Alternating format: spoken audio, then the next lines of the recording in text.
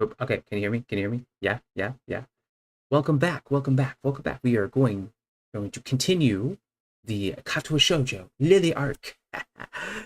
How is it going in City's Basilisk? That's cool. I didn't think you'd come see me so soon. Welcome to the stream. Yeah, it's great.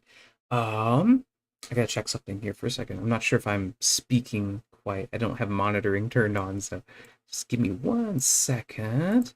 Okay. What? What? I can't hear my. What the fuck is it? Okay, okay. Can you hear me okay? Maybe, hopefully. I hope. But yeah, yeah. That's interesting. I would have expected that to yeah, my thing is not working like I thought it would. So I was expect because I'm using like Linux, so like it's a little funky when it comes to like oh, what is it? A little funky when it comes to audio. Loud and clear. Yeah. I'm just I don't know. It says it's built in analog stereo, but I'm gonna use this one. Yeah, here we go. Let me check something here. Default. Give me give me this one. I think this is the one I want. And then it should have yeah, mic aux on that one. And then here we go. I can hear myself. There we go. Good. Yeah, yeah, yeah, yeah. That's what anyway. I have two mics, so like I have like one mic on top and then one mic like right here. That's like the good mic. So okay. Let us continue on. We are going to yes, yes. I'm gonna go ahead and say let's go ahead and tell the truth. Oh wait, one sec. Almost forgot.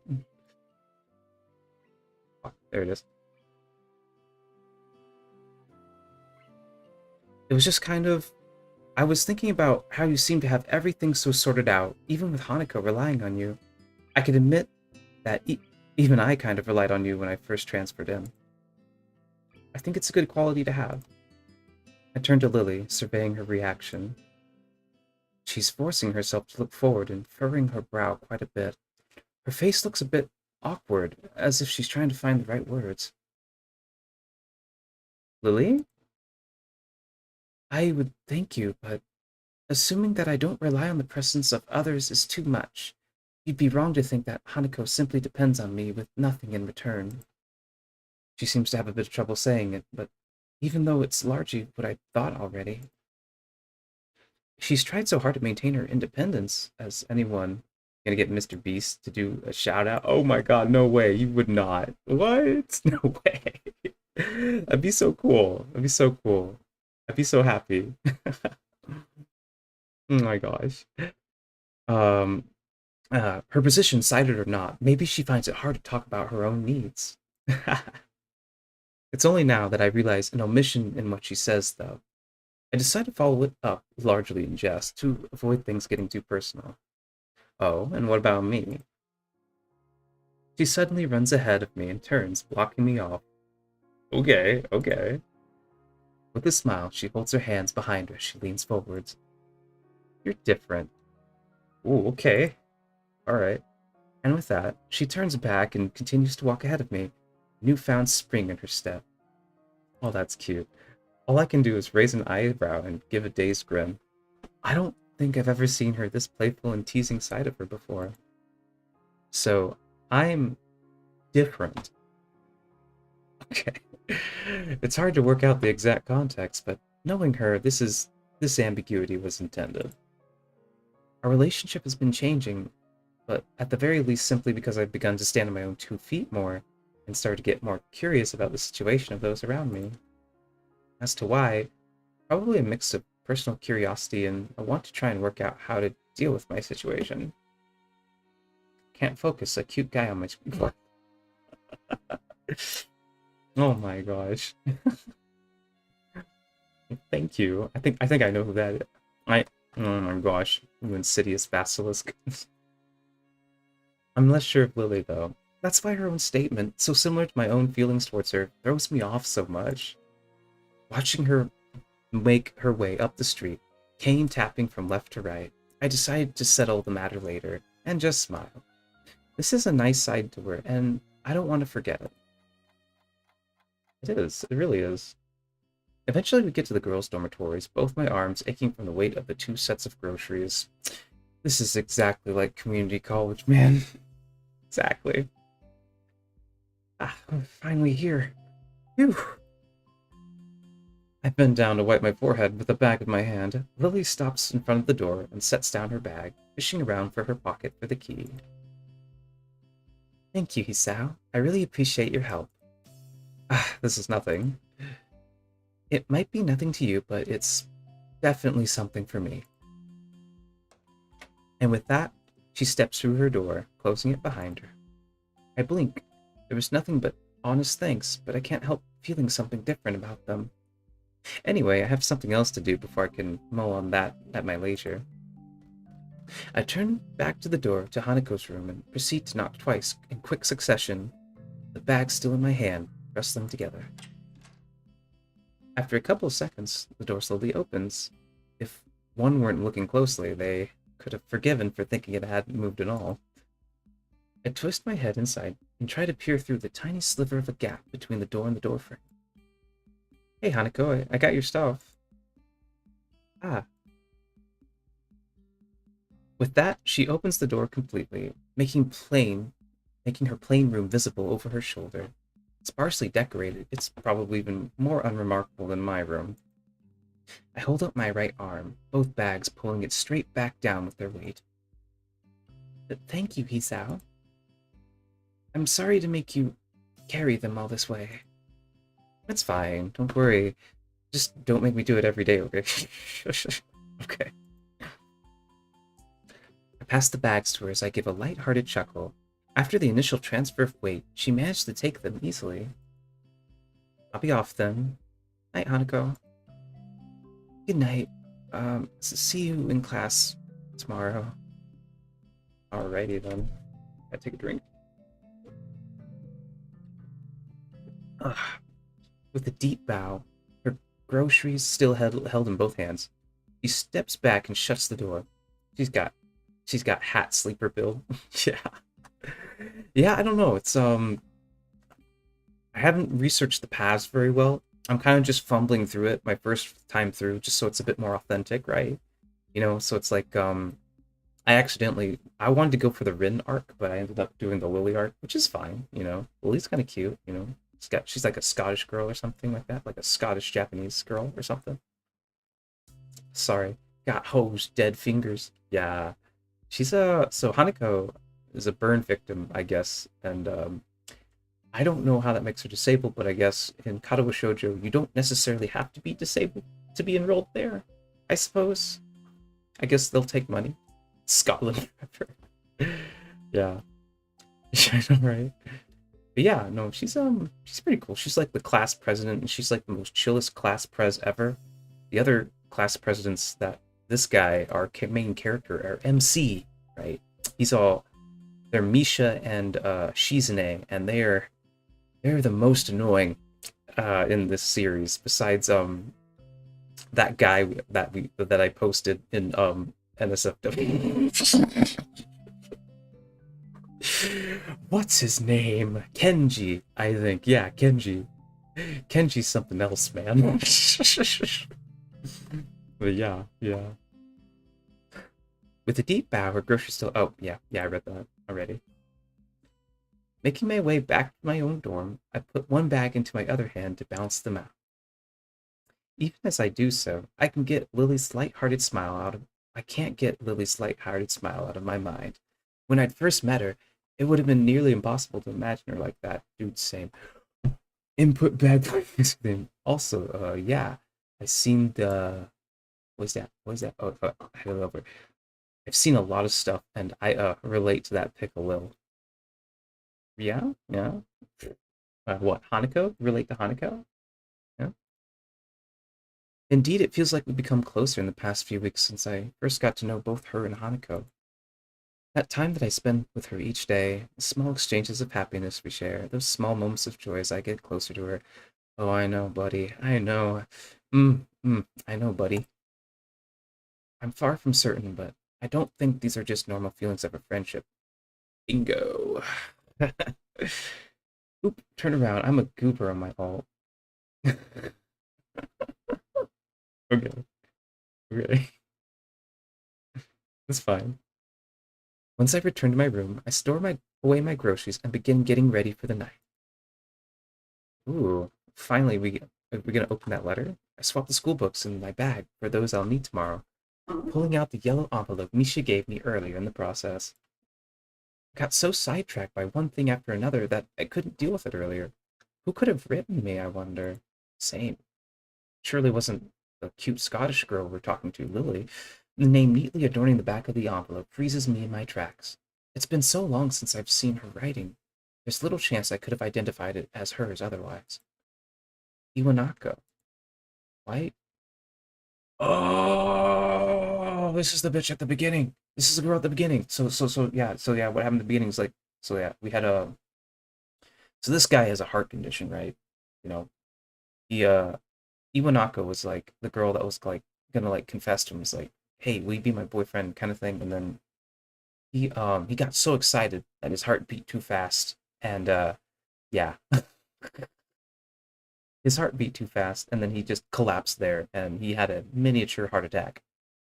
And he was very lucky to survive, and that's why he goes to this special school supposedly, because he has a heart condition and he needs to be closely monitored for a while because he just got put on new meds or something. And yeah, I can't think of any good reason for her to do this. Yeah, I don't know, maybe she just I don't know. It's kind of sucks whenever you don't go, when you I don't know, even like my ex, we've never like, really got together. Like some of my long distance exes were like, hey, let's talk and meet each other up. And then that never went well. Let's just say it didn't go well.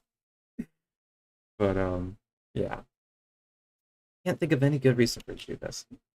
I almost don't open up the letter, but there'd be little point to that. If I just left it alone, its mere existence would gnaw at me until I did something about it. Dang. I look down at the piece of paper on my desk, its bright and summery decoration beaming happily at me. The lettering is pink, drawing badly with the yellow sunflower border of the card. The handwriting is neat. The characters have been written thoughtfully and with unusual amount of care. I'd barely given the letter a second thought when it was given to me. Now I can't get its contents out of my mind. While I'd like to say, oh wait, let's turn on the filter for this one. Let's turn on the filter for this one. Hold on. Give me a second. It's gonna be good. It's gonna be good. See, is that? Yeah, that's the beaver.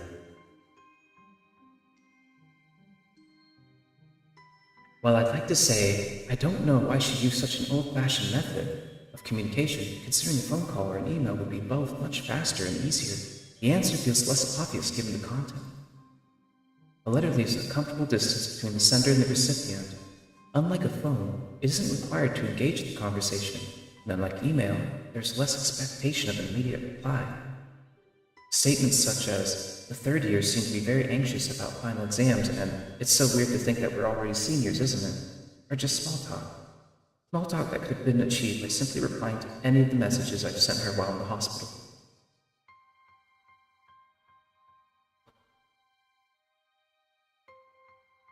The ending, though, was the true reason she sent this. The last couple of lines added almost an afterthought.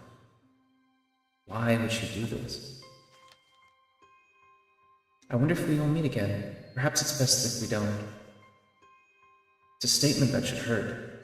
I've always heard breakups are nasty stuff, but it feels like this is simply a reaffirmation of what we both already knew instead. It's the preceding text, no more than small talk, that makes me feel a bit uneasy. I can't figure out why, no matter how long I sit there and look down at this bright, summery piece of paper. If you would like to correspond with me, by all means, write back. It's plainly obvious that this is not the type of letter to be replied to. In the end, this letter is no more than a simple application of responsibility.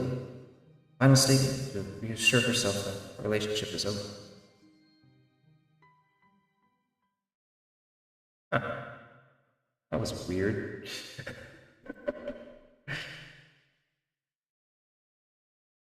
Thank you. Thank you. I need to have dogs fast on this because I literally just. Hold on.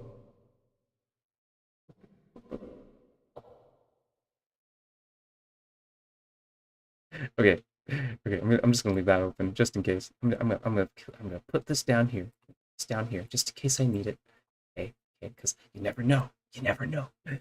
One of these days, I'm gonna get a soundboard too. It's gonna be great. Right. There it is. As such, I know. Thank you. Let's see. I've met with people before, and yeah, a lot are either super sketchy slash not who you thought they were, or just want the smacks. I mean, yeah. It's I don't know. Just want the sex. I mean, I'm not one.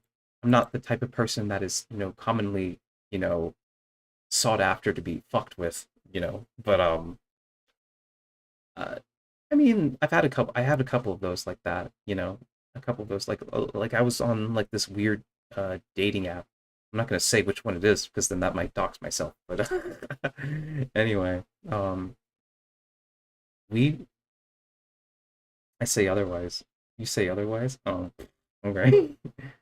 Anyway, she was all like, "Oh yeah, it's great." We were kind of like talking. We were really getting into some lewd stuff pretty quickly. We were like sending each other very lewd texts, right? So it was like, and it got to the point where we were just like fucking like drain my ass,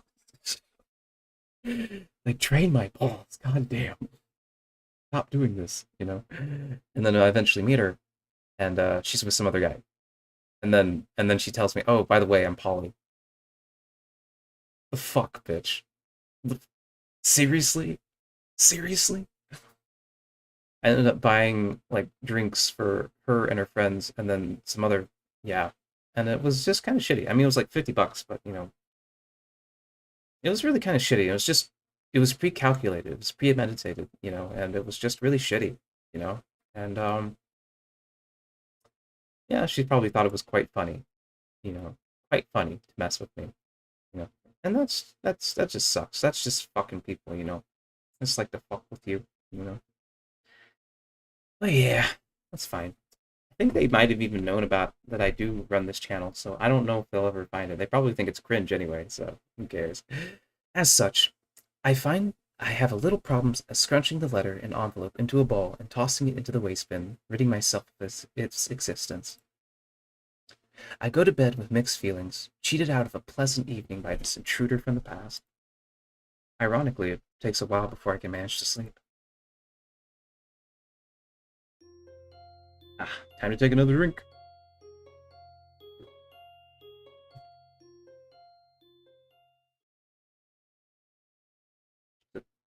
I sweat profusely, awaiting the dreaded moment.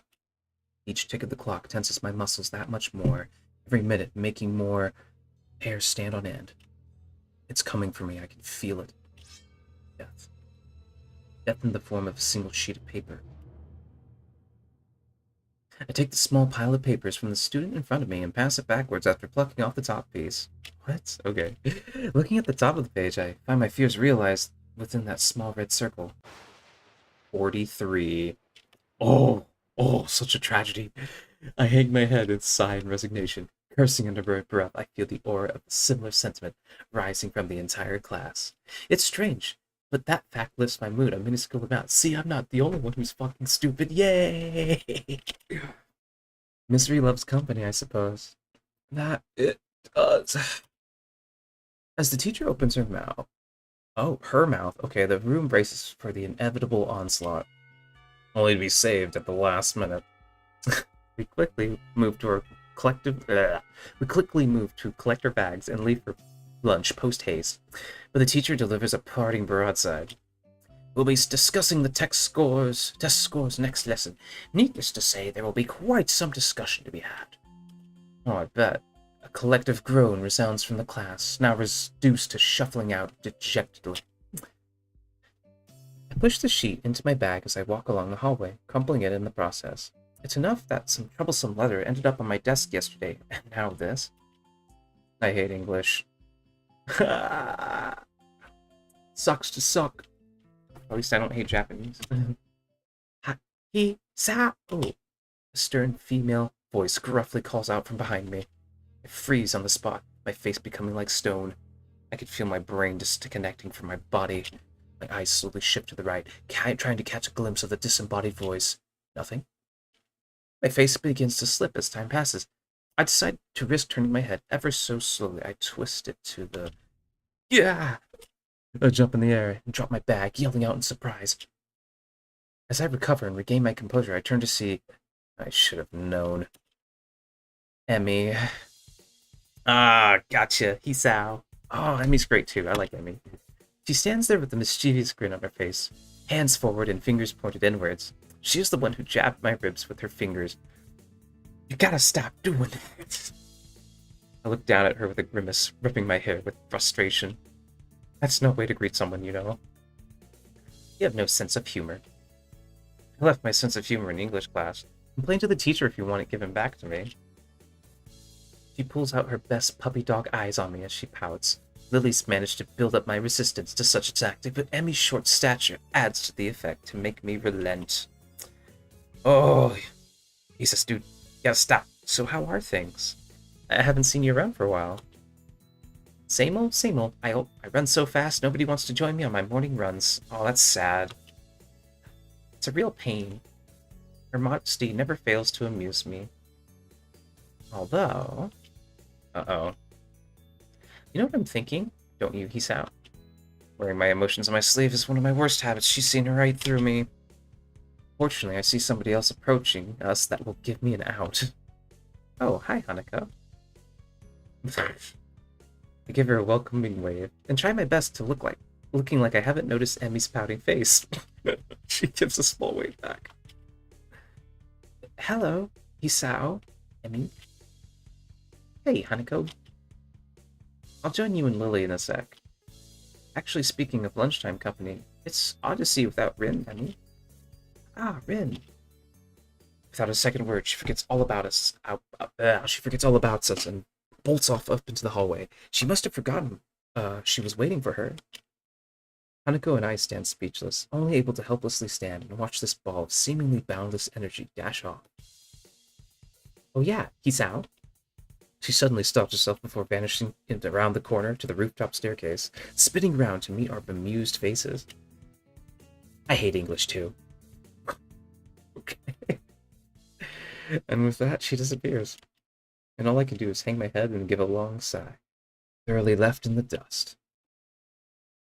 I hear a short giggle coming from behind me. I turn to see Hanako smiling at the corner, my attacker rounded. I pick up my dropped bag from the floor and quickly dust it off. Afternoon. Been busy? You don't like English? Hmm? Oh, nah. I had a test on it a while back and Emmy caught me brooding about the rules. Sorry. She averts her gaze, guilt written onto her face. A casual observer would think she's just accidentally reminded me of a dead relative. Come on, it's not your fault. How are you doing, Emma? She looks up, though still avoids meeting my eyes. Alright, I suppose. Awkward silence passes. Seem all too common around Hanako. Oh, Lily asked if you'd like to join us for lunch on the roof. Interesting. I guess I don't have any pressing engagements to attend to. Sure, I'll be right up. I'll go get my lunch from the cafeteria now. Then. Go on. You don't need my approval to leave, you know. Oh, okay. I'll be going then. She gives a little skittish reply, a small nod, and quickly makes off towards the cafeteria. I guess she must have forgotten to bring a lunch today. As I walk through the hallways, more and more students start to come out of the classrooms and pass me, going in the same direction as Hanako went. By the time I manage to make it to the stairs, I'm having to push my way past a busily chatting throng of students. I finally manage to get past the last of the crowd and round the staircase, slumping slightly in relief and slowing my pace before I open the door to the roof. Ah, damn. I momentarily opened my eyes, but all but blinded by the harsh summer sun. Hmm? Hey, it's all of them. As I slowly regain my vision, the surroundings finally take full. Lily, Emmy, and Rin sit together on the rooftop, atop of the hilltop forest around the Yamaku, visible past the fence around them, as if to frame the view. Ah, Hisao! Lily and Rin give a quick nod of acknowledgement, with a deep nod of greeting respectively. I start walking towards the rather mismatched trio, and can't help but marveling at the speed at which Emmy devours the rest of her half-eaten banana. Hey, strange to see you three kids together like this. What the fuck? Oh, okay. I don't know why I said that. It seems to have been quite a day of coincidences. Emmy and Rin have decided to eat on the roof just as Hanako and I decided to. You stole it. This spot was ours. Simmer down. You can't steal a place in the school. Walk myself down next to Lily, the four of us creating a semicircle. I think she is right. Me too? Rin, the butterfly is her accomplice. Oh, shut my eye. Ow. Butter? As I glance around, sure enough, a small yellow butterfly floats across my field of vision. So tell me, how did this butterfly help Lily steal this spot? It scouted out our conversation and told her. Oh my god, I'm up with the most fantastical bullshit. I should have known better than to expect sound reasoning from Rin. Regardless, I guess it wouldn't hurt to play along. You're telling me she can talk to butterflies? There are people who can talk to horses, called horse whisperers. Lily must be a butterfly whisperer. I bury my head in my hands as Emmy rounds on her strange companion. She doesn't seem to share Rin's sense of humor. No, but I do. Whispers don't work like that. Emmy and Rin continue their banter as I turn to Lily, who's busy finishing off her small box of curry and rice. So what brought you up here anyway? Oh, fresh air every now and then again doesn't hurt. Ah. Emmy breaks off from her vain attempts to introduce the concept of logic to Rin. That's why we came up here too. Something tells me it was her idea alone, and that Rin only got dragged up here on Emmy's whim. And then again, the same could probably be said of Lily and Hanako. Now, we can share. The creaking of the door to the roof can be heard as soon as she says the words. A moment of silence falls over as everyone's attention focuses on the figure disappearing from it. Hanako slowly walks over to us, eyes pinned to the ground, silently ruing the attention she's attracting. She tenses, just barely, when her eyes meet Rin's. I can't help but raising an eyebrow as she walks over to us and sits next to me, doing her utmost to avoid looking up, even as she brings her cafeteria bread to her mouth. So, how do you and Emmy know each other, anyways? Emmy's somewhat well known around the school for her athletic ability.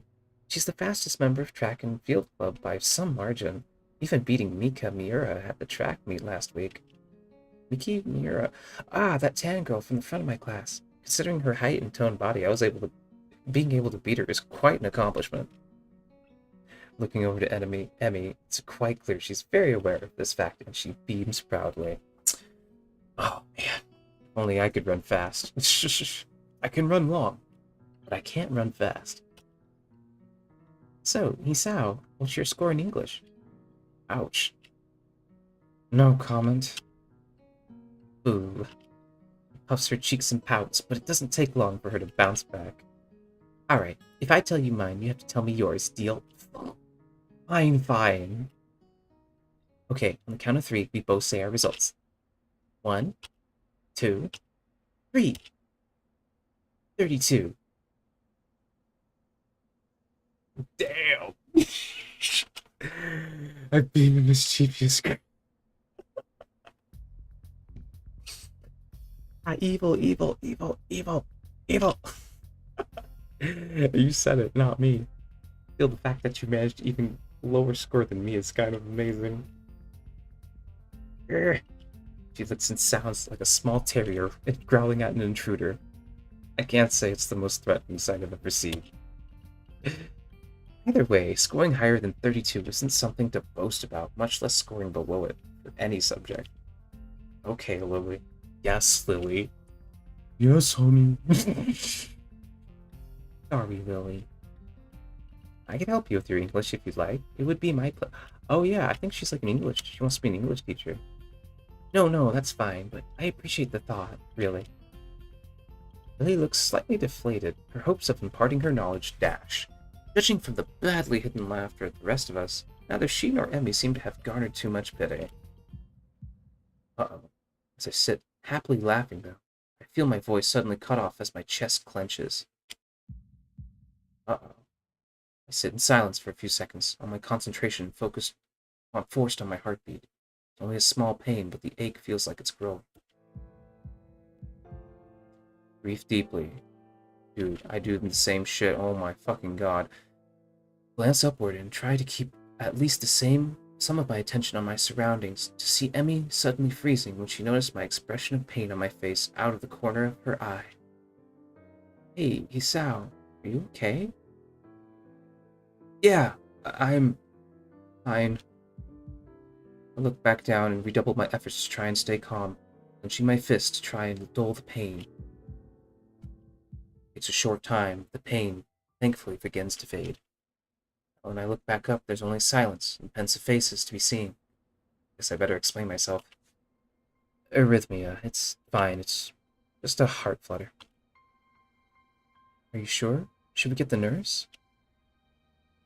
Taking her cue, Hanako quickly picks herself up and begins to dash to the door. Hanako, stop. Lily, I'm fine. You look like a wet, wrinkled tomato. As I bring my head to my forehead, I feel beads of sweat gathered on it. I dab them off with my cuff. Thanks. I told you I'm fine. I'm just kind of fragile, I guess. The entire atmosphere changed from one of gaiety to downcast faces, the situation being too awkward for anyone to know exactly how to react. God, I would hate this. And of course, the whole thing is thanks to me. It's just had to happen now around the others. Oh, Emmy? Hmm? She looks up, a box of juice halfway to her mouth. I haven't told you of my score yet, have I? Yeah, well, you're half boring, so your score doesn't count anyway. Oof. Oof. Lifting an eyebrow, I inquisitively turned to Lily. What was your test result anyway? He gives a cheeky grin. 100%. Perfect score. No way. All I can do is hang my mouth open in wonder.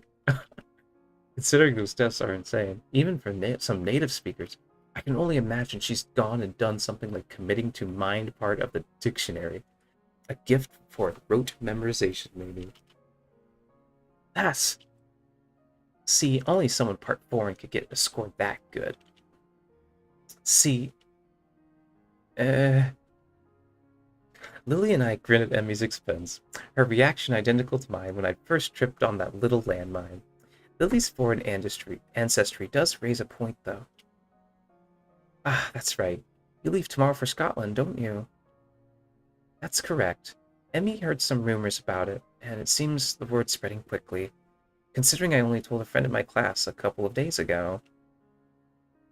It must be so nice to go halfway around the world on a holiday. Hey, could you buy me something while you're there?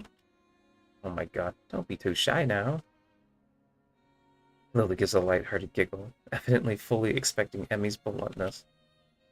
The rest of lunch continues much the same as before, the jauntiness from before my heart fluttered, thankfully returning in full.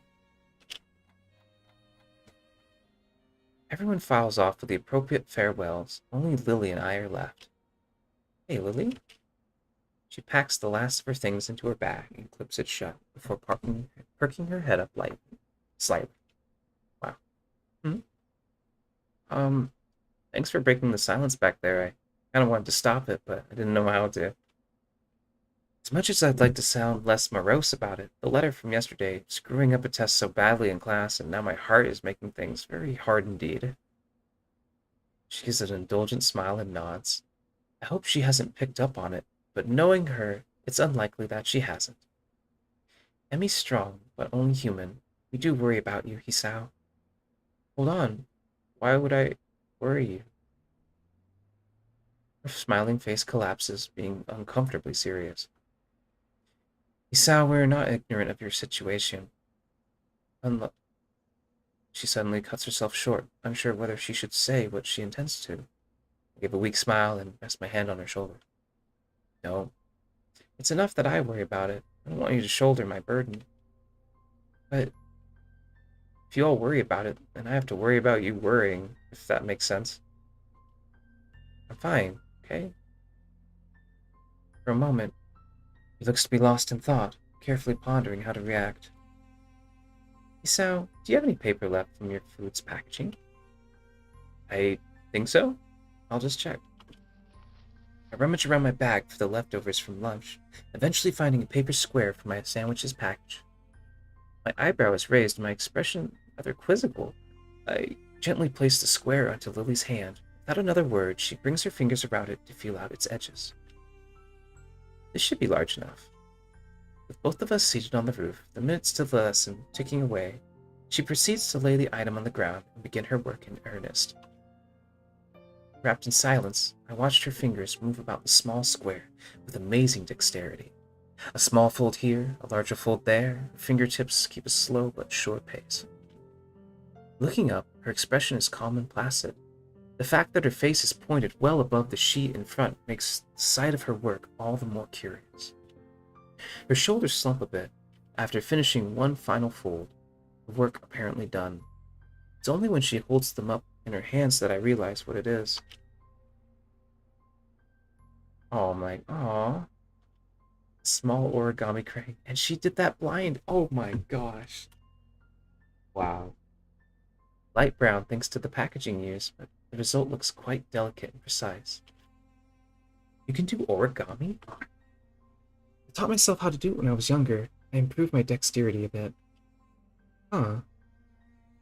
A little baffled, I carefully take the small bird from her pale-cupped hands, as if it would break from the slightest breath. It seems to be folded quite well, holds its shape easily. We both grab our bags and head out the door, Lily extending her cane as she does so. I hold Lily's handiwork up to my face for further inspection while we walk down the hallway, her hand running down along the silver handrails for orientation. If she taught herself origami to improve her dexterity, with the use of her hands meaning so much to her given her condition, so that's it. I smile, then I realize the bird's meaning. Everyone here has to find their own ways of dealing with their conditions. You aren't alone here when you have problems. Thanks, Lily. I appreciate this. She gives a sweet smile and a nod, not using words where none need to be used, in her typical manner. All I ask is you take care of yourself, Hisao. Don't worry, I will. Promise? Promise. Damn. With that, we part ways. To be honest, I don't know what annoys me more, the fact that I could die at any moment, or the fact that everyone knows that. Guess I just take each day as it comes. As the unexpected present in my hand reminds me, I'm not alone here. Even though I may be like this, I'm not alone. The more I read this guy's situation, like, the more I relate to this guy, which is kind of disturbing. Because I always feel like I might die anytime, but people around me just tell me, "Oh, it's just long COVID. It's just long COVID, man." But I have no idea why my chest hurts sometimes. And I mean, I could still run quite a ways, but maybe it's arrhythmia. And maybe that's just what I have to live with. And I could probably drop dead anytime, so who knows? So, you know, if they worry, if anyone worries, I'll smile. I'll smile enough for all their worries to go away. All right, time for a drink.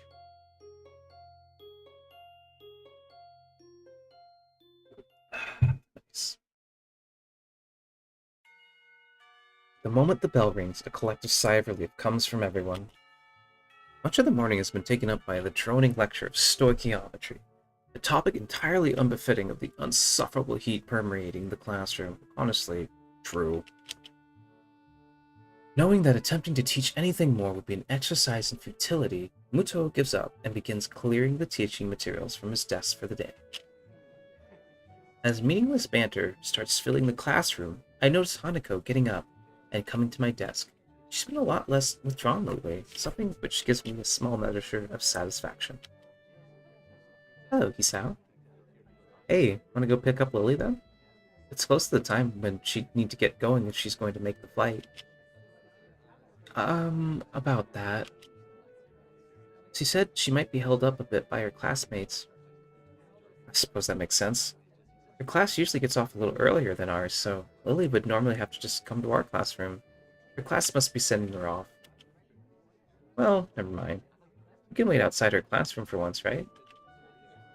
She does a small giggle before nodding, the two of us taking our things and leaving for 3-2's classroom. It's kind of funny because I've never felt any camaraderie with my own classmates or my own school for that matter. I've always found my friends elsewhere. They're always on the internet or they're always in some other school, and I don't know, I just kind of accepted that and just, I don't know, it's kind of fun. I mean, it sucks because they're far away, but, they don't know your history and they just think you're cool for being you, and that's what I like about it, that's what I like about, When we reach our destination, I stop in idle amusement at the scene out inside. One of the shorter girls from class has Lily wrapped in an enthusiastic hug, her head no higher than Lily's chin. Her other friends, of which there are several, are gathered around her as well. Lily simply smiles kindly and hugs her back. Guess Lily must be pretty popular. Compared to Shizune's harsh but fair dictatorship of 3-3, Lily seems more like a mother figure for 3-2, to say nothing of her height and looks. Kenji's pointedly cool demeanor as he packs up his things and takes a seat in the back corner of the classroom is expected. He's no doubt far from a fan of the fuss being made about Lily's leaving.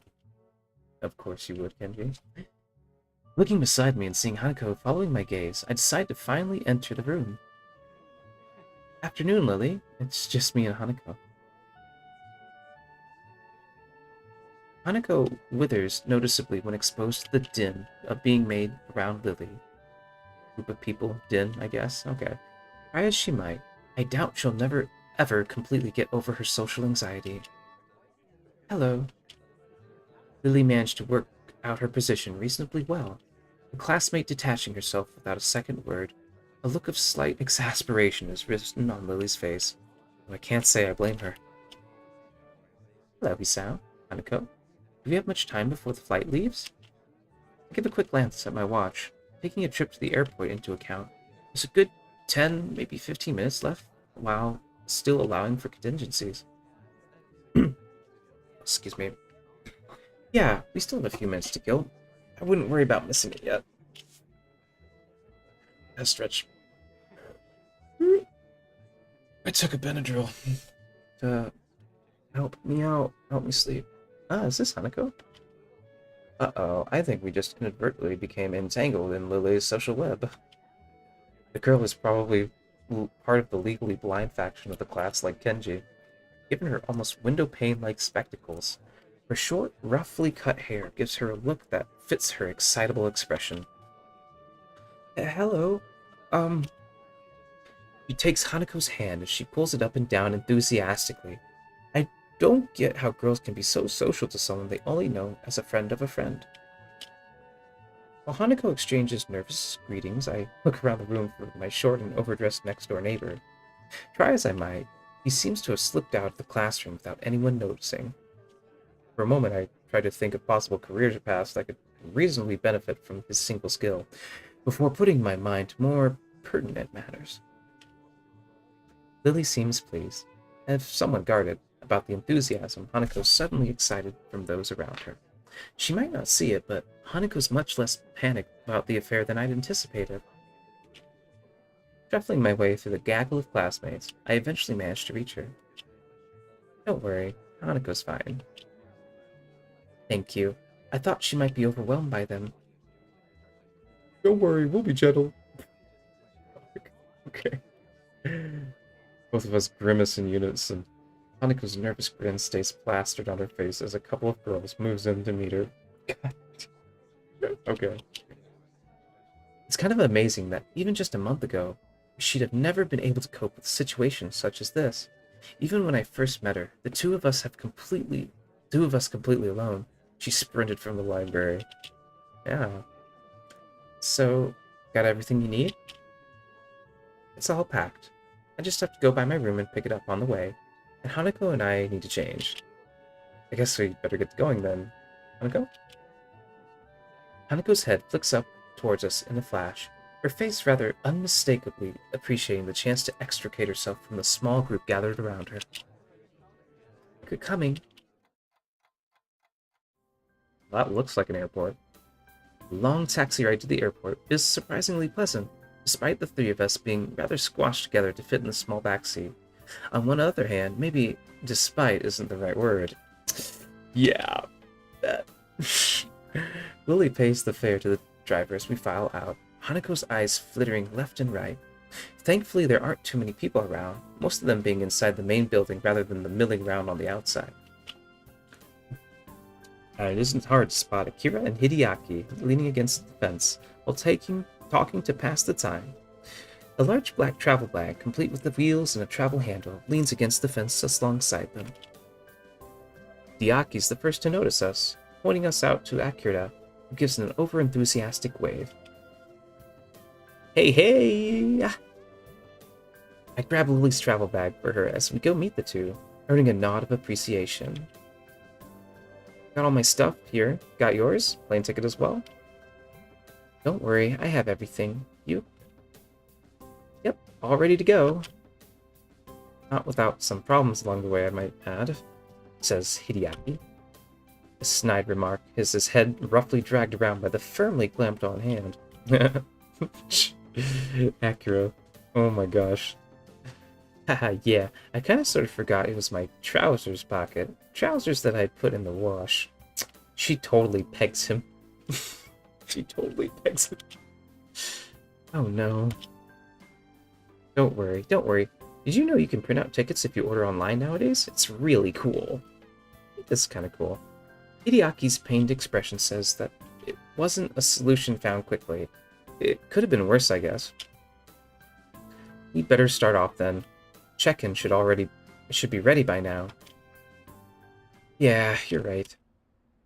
There's a certain amount of wistfulness in both of their voices.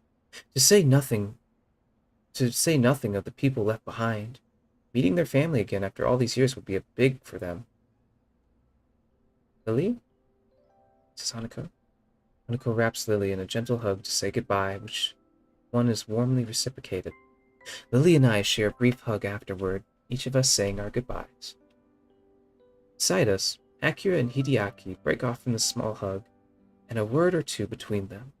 It would probably look quite nice if it were not the most comical height difference between the two. Lily takes a hold of her sister's arm once all that needs to be said is farewells said, the two walking past the huge glass doors. Ah, darn. I thought this was supposed like this whole thing is just so wholesome, you know? I love soaps and stuff like this. It's just great. Goodbye, Hisao, Hanako. See ya. Don't do anything stupid, shorty. We wave at them until they disappear from sight in the throng of people moving about inside. And then, we're alone. Well, that's that. I turn to see Hideaki already beginning to walk off. See ya. He throws a hand into the air in a manner that I expect of Akira. In the end, it's just Hanako and me left standing outside. I rest my hand on her shoulder. She absent-mindedly gazes toward the front doors of the building, as if she might catch a glimmer of either of the two before they disappear. Don't worry, that time will pass fast. She hesitates for a moment, but eventually nods. with the scorching heat of the summer sun beaming down on us. We make our way to the nearby bus stop. It's strange, really. Just when I'd begun to see Lily differently, she leaves on what almost feels like a pilgrimage to the past. In a way, though, that's just what I've been doing since coming to Yamaku. As much as I may reflect on everything that's happened to me, I really am hardly unique. Everyone has their own circumstances and separate paths to get where they are now. Yet, I still can't really work out how I should proceed. My life may have practically been reset, and I still can't find anything that satisfactorily fills the hole I still feel in myself. Maybe Lily's leaving will be a good thing for me. Without her to lean on, I'll need to do more for myself. I have to be there for Hanako as well. Oh, really? Okay. It feels strange to have so much changing so quickly and after my 2 months in that hospital that seemed to exist so separately from reality, but that's all the more reason for me to keep focused. I can't let any opportunity slip out of my fingers in an attempt to rebuild my life. True that. I need to think more like he does. I need to think like I could drop dead and cutscene! Act 3! We're at Act 3! Hell yeah! Present. Finally. Fucking hell. I rest my chin on my hand as I absent-mindedly look out the window. Yet another of Muto's lectures, droning on and on as if it were endless. The summer sky is almost alluring in its bright cerulean splendor. Only the odd passing cloud breaks up the deep blue expanse. The feeling of longing is probably the outdoors side of me yearning to escape. Nice. Nakai, could you answer this? Side of me is lost to the past now, though. In that case, I think you should use the ain suffix. Correct. Moving on. The suffix for... this sounds like organic chemistry. The ains, alkanes or something. I think he's going over the alkanes or something. As my attention towards Muto slips once again, I spot Misha giving me an enthusiastic thumbs up, and I nod at her to settle down. It's been a handful of days since Lily left for Scotland, days which have passed relatively peacefully. Life largely continued as usual, in contrast to what I'd expected, while the thoughts of her danced around the edge of my mind since she left. Present events managed to subdue them, at least for the time being. So I find myself idly chatting with Hanako, as usual when lunchtime finally rolls by. Are the later ones in the series good as well? Not really. You're probably just best off just sticking to the original. His later books don't live up to it, other than maybe God Emperor. Thanks. I wasn't really sure if... Oh boy, as Hanako steps to the side, I see Shizune straight up in her typical business-like manner, flanked by her ever-present, bright-haired Shadow. Try as I might, I can't really read a hint of their intent from their faces. Shizune's poker face and Misha's seemingly boundless cheerfulness are a devilish combination. Good morning, Shizune. Misha? Hi, says Hanako. I accentuate the greeting with a nod to Shizune in order to get the point across. She promptly and curtly returns the gesture to both of us. It's been a long while since I really talked to either of them. For a while, I thought that they might be avoiding me, but I eventually come to the conclusion that Shizune really isn't the type to do so. Morning. Shi-chan says that Muto wants to see you sometime. Because of this statement, my face contorts as if I'd eaten spoiled food, giving Misha no end of amusement. Wahahaha! Anyone think you were in trouble, He-chan? You may not be aware of it, but you have the least to worry about out of anyone in the class. What an unexpected vote of confidence. Even Hanako nods hesitantly to affirm the point. Thanks, I'll keep that in mind. There is something I want to ask you, though. And what might that be, He-chan? I have a feeling this won't go over well, but here it goes. Is there any reason why you and Lily don't get along? It seems like even a little civility would help you both in your duties. Ooh. Chizune's cold stare after Misha happily signs the word stops me in my tracks. In hindsight, I really could have worded that better. Out of the corner of my eye, I see Hanako move back just a little. Thankfully, Shizune notices this, and her temper lets her temper dissipate as she forcefully runs her hand through the air to let off steam. Perfectly on cue, Misha begins interpreting the second Shizune's arms begin to move. I would say that such matters aren't relevant to you, but since you seem to have befriended Lilly... She pauses to adjust her glasses, evidently attempting to articulate her point in the best possible manner. While I assume the same of her, I cannot call my own views on the matter unbiased. Suffice to say, we are closer before than we are now. Shizune makes a quick gesture to Misha to stop her from interpreting, and then has a quick meeting with her before proceeding. The fact that the two can communicate so easily, yet so secretly right in front of us, is slightly disconcerting. Hanako seems to share my curiosity at the proceedings, looking on with a thinly masked interest. As they finish their opaque conversation, Misha looks slightly deflated. I guess her opinion on the matter wasn't followed. Chi-chan says you should ask Lilly about it, as she doesn't want to be the one that gets you involved. Well, I'll just have to ask her after she gets back. At least I got some information out of Shizune. To have been on close terms means that they aren't always at each other's throats, or at least not quite to this extent. I understand. Thanks anyway. The nod and a farewell, the two break away and walk out the door, no doubt headed straight for the student council room. Could have gone worse, I suppose. Hanako lets out a long breath, relieved at the confrontation's resolution. Can't say I blame her. I'll see you later then? Yeah, I'll meet you in the tea room. See ya. With that, she waves and joins the trickle of students leaving the classroom. Kai, can I speak with you for a moment? Delivered in a typical monotone manner, he apparently decided that I needed a reminder to see him already.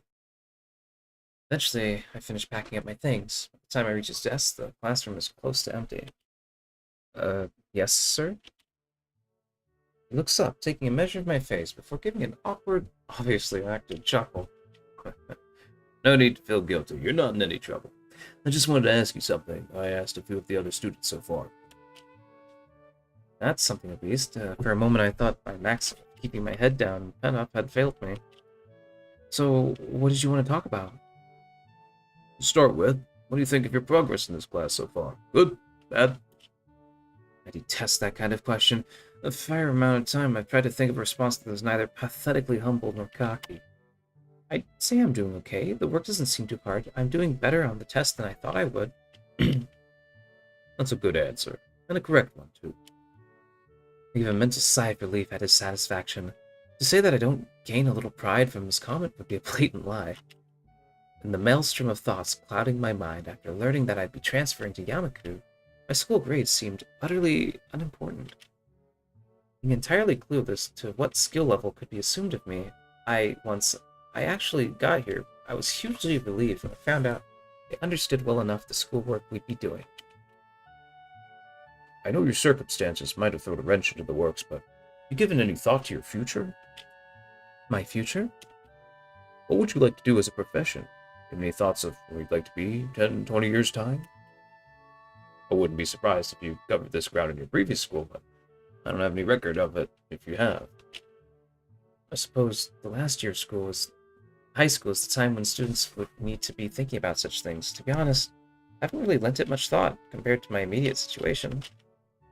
Catching on to my thinking, Mutao speaks up. It's okay if you haven't decided on anything specific yet. I wouldn't be surprised if a lot of your classmates are still undecided after all. Maybe pursue one of your talents. He's obviously trying to squeeze an answer out of me, and something about his previous wording makes me suspicious.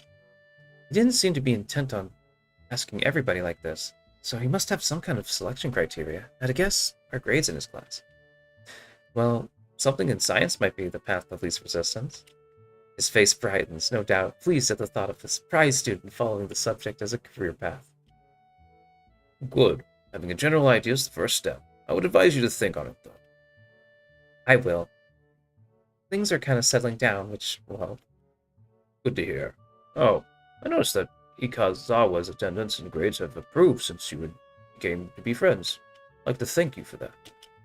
I'm surprised you noticed we knew each other. He gives a chuckle as awkward as his smile.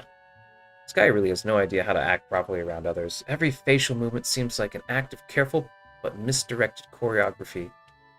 This dude is me, holy fuck. You could say that having a general idea of who knows whom is part of the teacher's job. Catching himself before he goes off on a tangent, he loudly coughs into his hand. I'm sure you have things to do, though, so I'll stop there. Please do think about where you're headed from here, as you don't have long to go before you finish high school. I will, thanks. The brief talk ended. I take my leave, as he goes back to fussing with the teaching materials on the desk. This is the one of the times I'm envious of Lilly, almost maddeningly so. And to have one's future so clear and so assured, yet working towards it from such a young age. If you're working that hard, I don't think anything's assured, honestly. It's an idea so utterly irreconcilable with my own thoughts, mired in the present day just as they've always been. Alright, another scene change. Time to drink.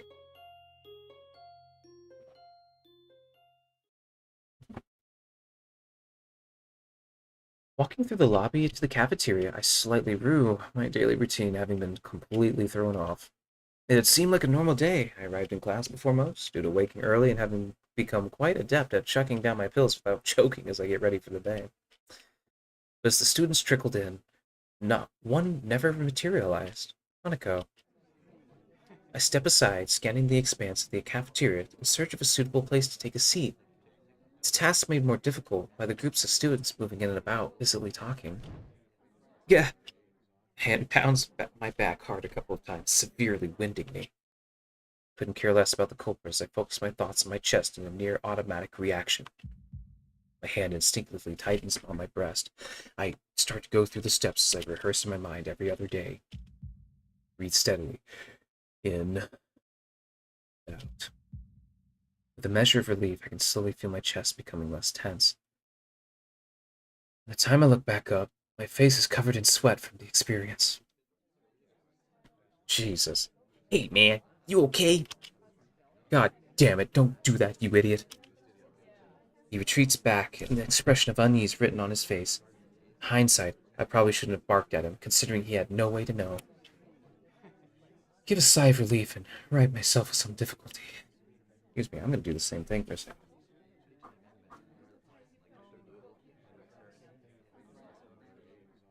Okay. Sorry, I just have some chest problems. Sharp knocks aren't good.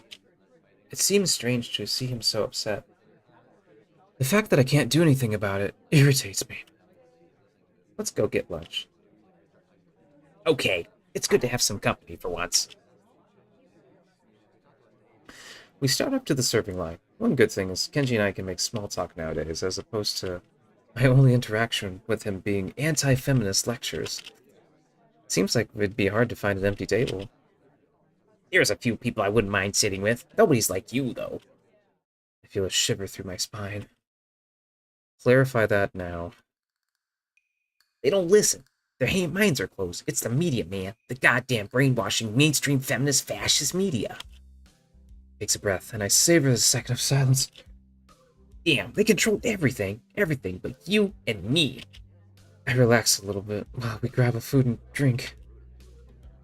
So what? So what have you got for me? Huh? Come on, you've been hanging around Sato and those chicks for ages now. Rumors are all over my class, and probably some of the others, too. Eavesdropping isn't a good habit. Let me guess, you'll never do it. Not even when you're bored? Really?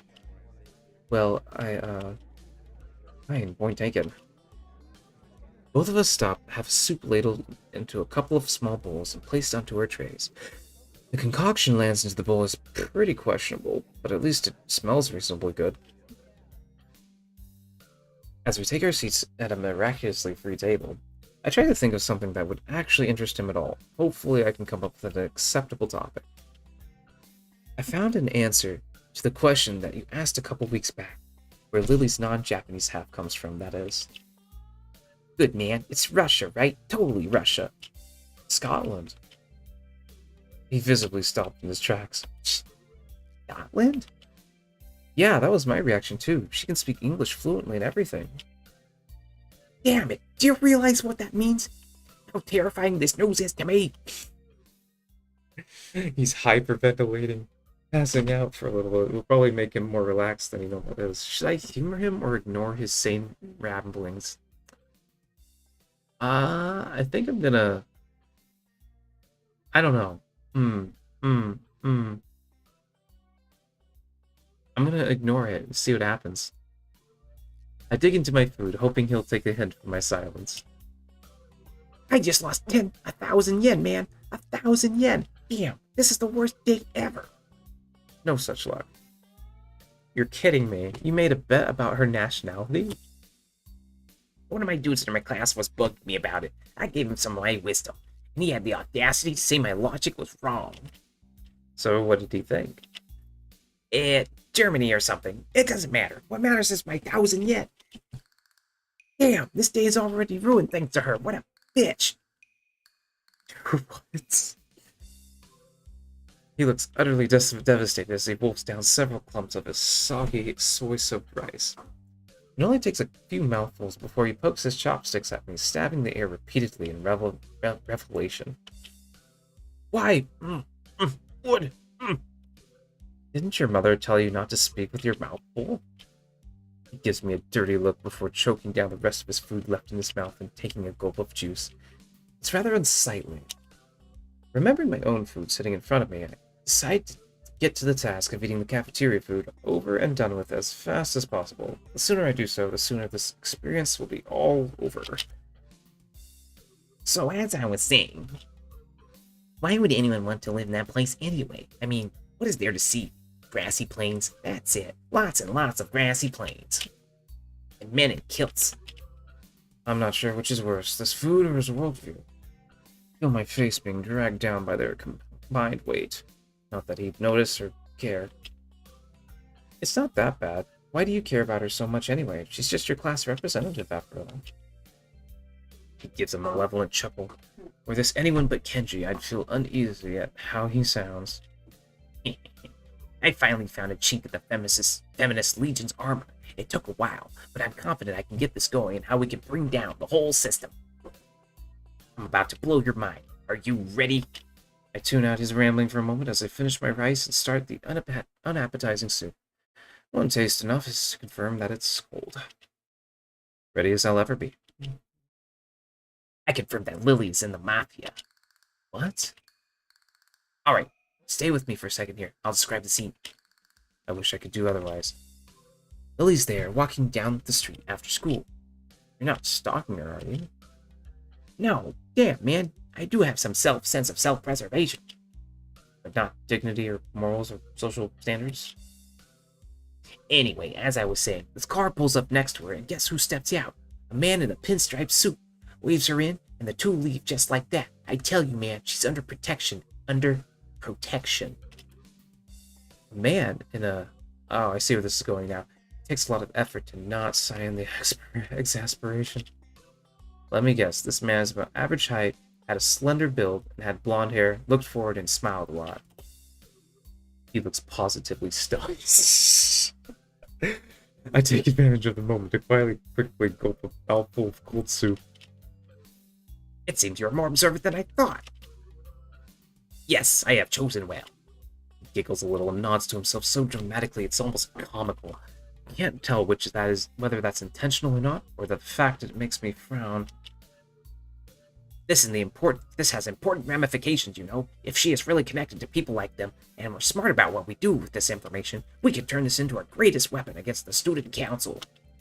Once he starts rambling about into the conspiracy territory, juice suddenly becomes much more importance. Only... Oh, here we go. Okay, filter time. Hold on. See if that works. And... check.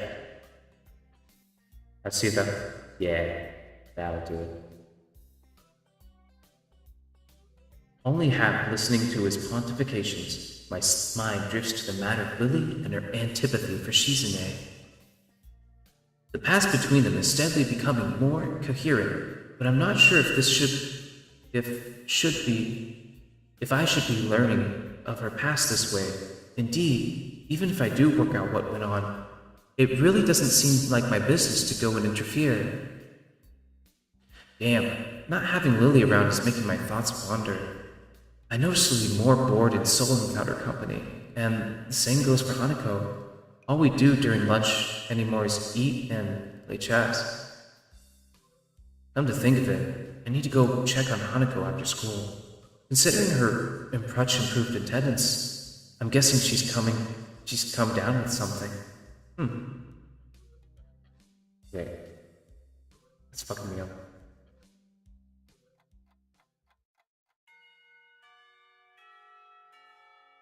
Oh, Nakai? How do I turn this off? Oh, there we go.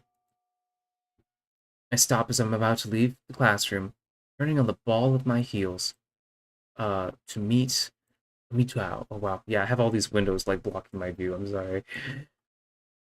Here we go. He's holding out to me a couple of worksheets he'd worked on during the day with his long, lanky arm. Would you mind giving these Ikazawa? I'd normally ask one of the girls to do it, but I assume you'll be checking in on her. For a moment, I briefly considered the possibility that being more than an innocent prediction. I quickly discard the idea, though, as it's hard to think of him acting in such a Machiavellian way. It's not in his nature. Sure, no problem. Walking up the hallway of the girls' dormitory, I have several ideas of why Hanako's been absent float around my head. The most obvious of them is a simple cold. That said, she may not even be sick at all. It's been almost a week since Lily left, and despite her at least appearing to be normal, I've suspected she's somewhat more insecure about it than she's letting on. Eventually, I come to Hanako's dormitory room. Its simple brown door separating us. Her room position next to Lily's is extremely convenient, and probably a large contributor to their meeting in the first place. Grimacing slightly at the prospect of her being sick, I rap my knuckles on the door. Silence. I listen intently for any sound of shuffling coming from inside, but I can't hear a thing. I knock on the door again, slightly harder. Still no answer. How strange. The door opens behind me. A freckled and somewhat scrawny underclassman I don't recognize comes out and is briefly taken off guard by my appearance. Hi.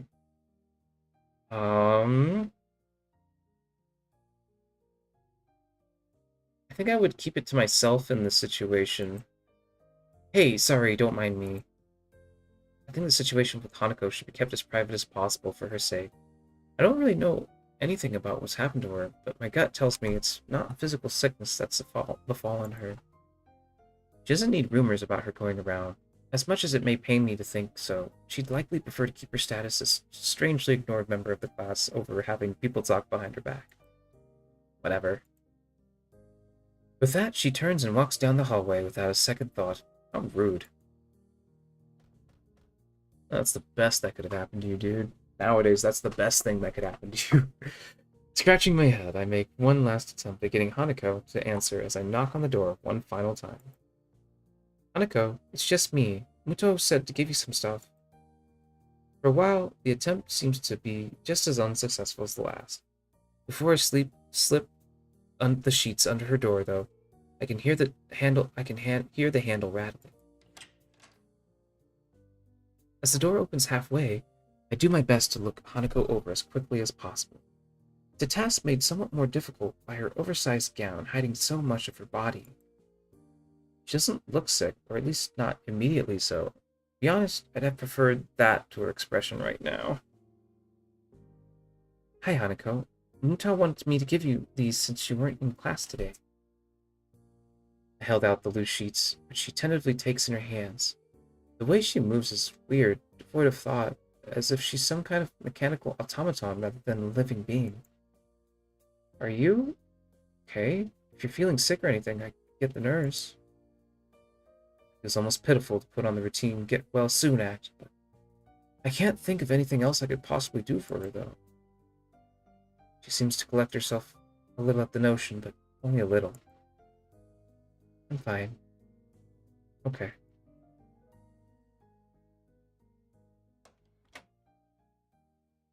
An awkward silence follows, eventually ended by her nodding solemnly in farewell and closing the door. The entire experience feels surreal. More than a little put off, I wander back to my room and hope that she'll be better by tomorrow, despite not knowing exactly what's wrong with her.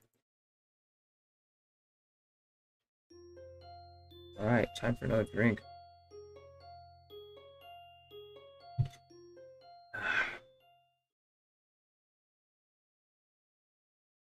Once again, I find myself in front of Hanako's door after another of her unexplained absences from class. Nothing. Considering this is the second day in a row she's been like this, I'm starting to worry about her. Summoning my willpower, I decide to try one last way to get her to respond. Hanako, if you don't say anything, I'll go get the nurse for you. Go away. What? It's hard to tell with her tones one of depression, anger, or both. What in the world can I actually do to help her, even if she doesn't want help? The message is clear enough. I can't just leave her like this, though. Just sitting in her room for days on end. Rubbing my temples in thought, I withdraw to my own room, think about how to proceed. Rationality is what's needed here. An overreaction may just make matters worse. Oof. I dig around the drawer after drawer for my desk, looking for where I put that damn piece of paper. Before she left, Lily told me the number to call her while in Scotland, and I wrote it down. Now that I need it, though, the damn thing is... Ah, here. I probably should just entered it directly into my cell phone, come to think of it. Without further ado, I enter the numbers, anxiously press the call button. The fact the phone rings at all shows that I got the prefix for the call to Scotland right, at least. I've never made an international call before, so that's some comfort. Ha, nice flip phone, dude. Eventually the phone picks up. A feminine voice I don't recognize. On the other hand, it's probably Lily's mother. You're from Sato? English? Fine. Suddenly finding myself unprepared, I realize I don't understand a word she says due to my limited vocabulary of her heavy accent. I should have anticipated this, since, according to Lily, her mother is a native Scot. Soldier on, in the hope that she must know some Japanese, considering it's her daughter's native language. Ano, Disu wa Hisao Nakai speaking. An enthusiastic sound of realization can be heard as she recognizes the language. My feeling of relief is immense. Ah, you must be one of Lily's friends from school, correct? Even so, her accent means I must have to concentrate to work out what she's saying. Yes, that's right. Pleased to speak with you, Mrs. Satao. It's so nice to hear so nice of her to find someone so polite. Lily, my dear, it's for you. My mother seems nice, if a little over-enthusiastic given the mundane situation. Ah, Jesus. There's a small silence as Lily takes her time getting to the phone. In the distance, I can just make out her mother scolding her playfully for just getting up. Hello, Lily speaking. You sound awful. She makes a sound somewhere between a dying animal and a yawn. One thing I did remember to check before calling was the time zone. It'd be pretty late in the morning over there, so she really has no excuse. Not feeling well? Just tired. What time is it over there? Late afternoon. School just finished for the day not long ago. You're really not a morning person, are you? I don't need you making fun of it as well. Takes me a measure of restraint not to laugh at her pain groan. Poor girl. How are you doing over there, then? Bar the mornings. It's been enjoyable. After not meeting them for so long, just having a meal together with my parents is nice. Though the pool and the sheer size of the house might have something to do with that as well. Oh, jeez, excuse me. Even if they're not in Japan, from the way it sounds, her family must be pretty wealthy to live so luxuriously. Are things alright with you and Hanako? Damn, I was hoping that she wouldn't brought it up so quickly. I take a moment and try to sort out exactly how to describe the situation without causing her undue worry. She picks up on that without a word being said. Hanako's not well, is she? How'd you know? 'Cause today is her birthday. I'd hoped she might have gotten at least a little better after coming to know you, but How is she right now? She missed school yesterday. Seemed out of sorts when I checked up on her. Today she's missed school again. I'm gonna go away. I've really got no idea what to make of it. Has this happened in the past? Is it related to her scarring in some way? Fortunately so. Roughly the same thing happened last year when her birthday came up. As far as I can tell, it's because her parents died in the accident that caused her scarring, and Hanako blames herself for their deaths. What she says does seem to make sense. If she's blaming herself on her birthday, she may well be ruining that she was ever born. The fact that Lilly seems so in the dark about it, though, almost to the extent that I am, is a surprise. So that's why she lives in the student dormitories as well. Has she told you any more about the accident? As close as we come, but she's very barely told me anything about what happened. What I know about it is largely conjecture. Sounds depressed, almost defeated. It's only the trauma Hanako must have gone through. I really can't fault Lily for not knowing. Nevertheless, she still seems to consider it a personal failing. Don't blame yourself, Lily. For everything she's gone through. I know. Thank you, Hisao. I'm sorry I can't be of more help to you. It's fine. I'll just give it some more thought. Thanks, and have a good time in Scotland. I... Hmm? It's nothing. Thank you for taking care of Hanako. Okay. Bye. Bye. And with that, the line goes silent. Wow, that's... This is almost depressing. It's just sad. Amid the seemingly only increased number of questions I can't answer, the most immediate is what Lily was going to say. Oh. Oh no. I'm an idiot. She must have thought I was calling to talk with her, but only asked for help with Hanako.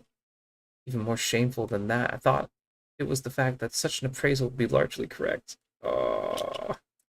Well, first things first. Now I need to at least sort out Hanako and make sure that she's actually eating okay. The occasional passing of students give badly hidden glances at the plate of food I carry to the female dormitories. It's hardly a meal to be proud of. It's only being an instant microwave meal from a convenience store, but it should at least fill her up. Eventually, I arrive outside her room.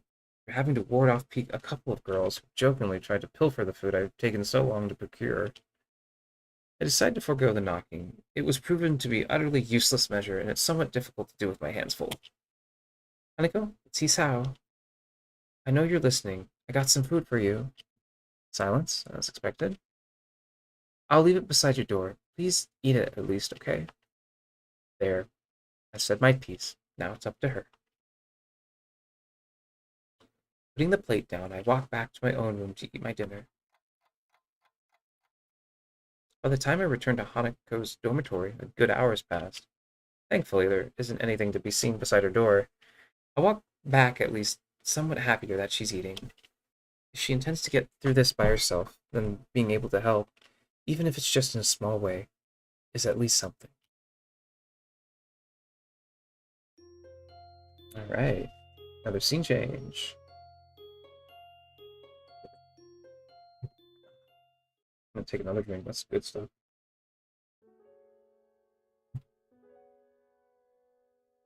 I sit in the library, reading in the library after school, turning page after page, barely registering the words written on each out of sheer boredom. With my cheek resting in my hand, I can't help but noticing a slightly rough feeling against my palm. It won't be long before I need to get a razor. Giving up on reading, I simply let my head drop and onto the book in front of me. Here we go. Let's, hold on. What is it? Where is it? Audio filters. Here.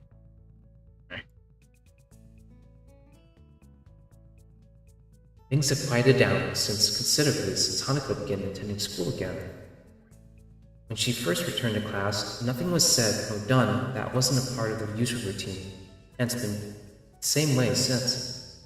None of us have desired to bring up her accident, so there simply wasn't any point in pursuing it.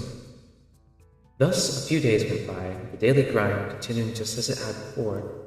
It's only natural that my mind would wander to other places, more importantly other people. The lily-shaped hole in my daily life of Hanako has been pretty noticeable for a while now. I'd be pleased to say that this has allowed me time to refine just what my thoughts on her exactly are, but alas, I had no such luck. It doesn't help that many attempts to do what have led to some troublesome talk with Iwanako. Every time my thoughts drift into that direction, I reflexively try to think about something else. Yeah, she almost killed you, dude. Okay, one second. Yeah, she almost killed you, dude. Oh my gosh.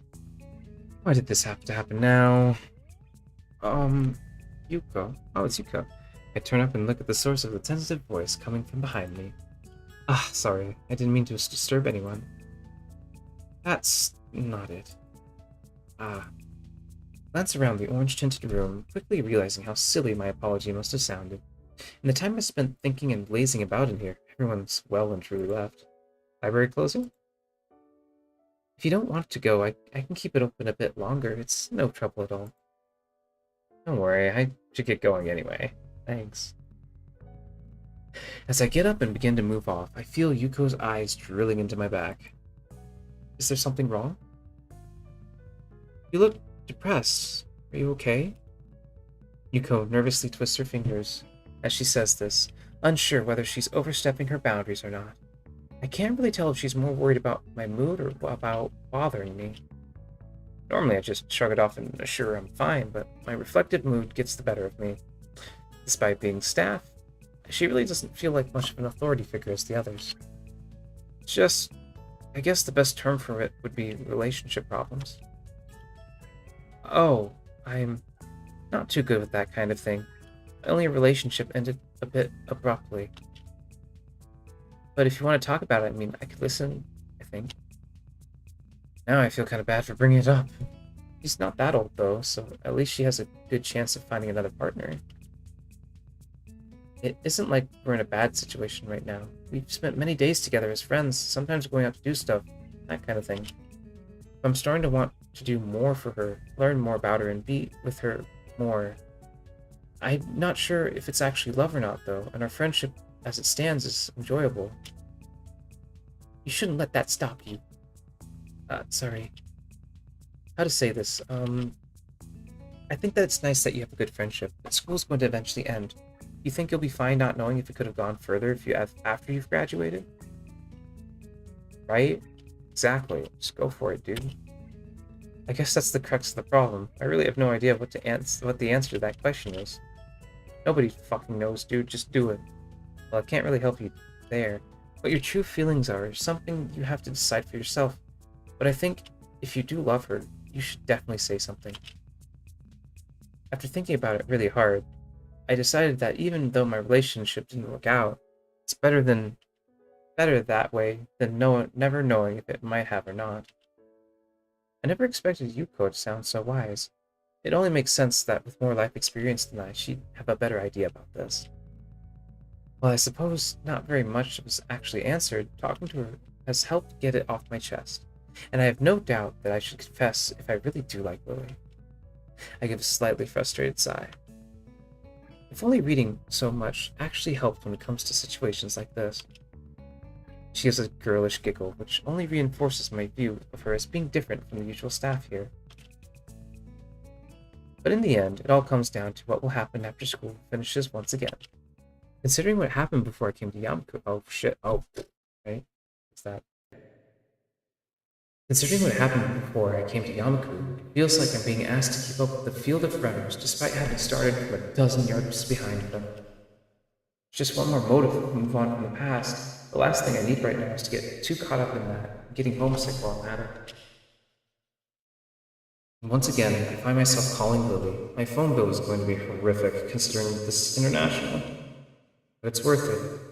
I don't only want to smooth over her feelings from last time I called. I genuinely want to talk to her again. Okay, let's go. Here we go. When the phone finally picks up, I easily recognize the voice on the other end. Sato? Hello, Miss Sato. May I, speak? Damn, I've forgotten how the rest is supposed to go. It's not encouraging to forget such a small amount of words, even if I didn't spend that long trying to memorize them. May I speak with Lily, please? Hello again, Hisao. Are you teaching yourself English? Just a little. I don't think I'm too good at languages in general. Oh, don't say that. Your pronunciation was good. I'll get Lily for you. Just wait a moment. I obediently wait as she goes off in search of Lily, the other end going silent. Eventually, a much more awake-sounding Lily than last time answers, the time over there being past noon by now. Oh yeah, oh yeah, oh yeah, do it. This is perfect, man. It's perfect. Sao, are you there? Yeah, I'm here. Hi. Good afternoon. Sorry for taking so long. I was outside in the garden. Gardening? Hot. Oh my god, that's oh my god, yes, if you garden.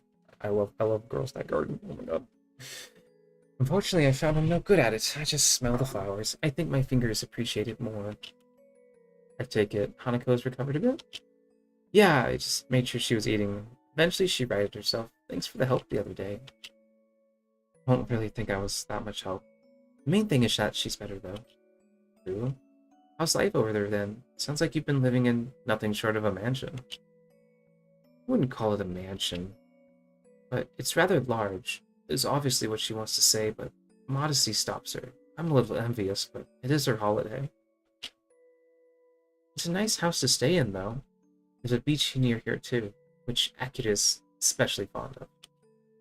Is a swimmer? She's constantly dragging me there to have swimming competitions, in which she wins every time. Lily doesn't strike me as very athletic at all, so not being adept to swimming seems logical enough. The fastest I've ever seen her move, it was her understandably relaxed pace during her walks to and from the suburbs down the hill from school. It makes the image of her swimming hard to imagine. The beaches there must look nice. They'd be less crowded than the ones around here, at least. Indeed. Akira says the city around here looks beautiful because it's so far outside the city. I only realize what I've said after I say it, but it doesn't bother her at all. It's still easy to forget that she can't see when she's not around, despite the time we've been friends. That said, the local event sometimes makes communication a bit hard. It's a constant reminder that this isn't home. Dang. While the fact that she doesn't consider her parents' residence to be her home makes good sense, makes me realize that I can't really answer whether the same goes for me. Graduation from Yamaku is distant enough to be difficult to view objectively, and I spent so much time in this small room. I've come to accept the dormitory as my new home, surprisingly quickly. I guess that would be hard to deal with. Is your knowledge of English holding up? Thankfully, I may be fluent, but being in a position where I have to use it often helps in curbing my Japanese accent, so it's been useful practice. I hear you're trying to teach yourself English? More like memorizing a few lines and failing at even that much. I'm not really cut out for learning another language. My admission of defeat draws an amused giggle. I believe that there are things that one chooses to do in life, and also things that are chosen for one to do in life. You can take comfort in the fact that you're better than me at science and math, at least. All that's helped in making me Mutsuo's star students. I wouldn't worry about it. They're useful skills for many jobs, right? That's what he tells me. His face veritably lit up when I said I'd probably go into a career involving either. We'll share a warm laugh at the events that have befallen each other on the opposite ends of the world. It's nice. It reminds me of the simple small talk that I've been missing since she left. Each of us waits for the other to begin speaking, so I decide to push ahead with my feelings. I can feel the throat tightening slightly. Oh, I miss you. Silence on the other end of the phone tells me she's given the words their due weight, but as it goes on, I can't help but feeling more and more apprehensive. Thankfully, the silence ends, almost as quickly as it begun. I miss you too, Hisao. Oh damn, here we go, here we fuck. Goodbye. Wait, what? Goodbye, Lily. Once again, the phone is hung up, simply without any further ado.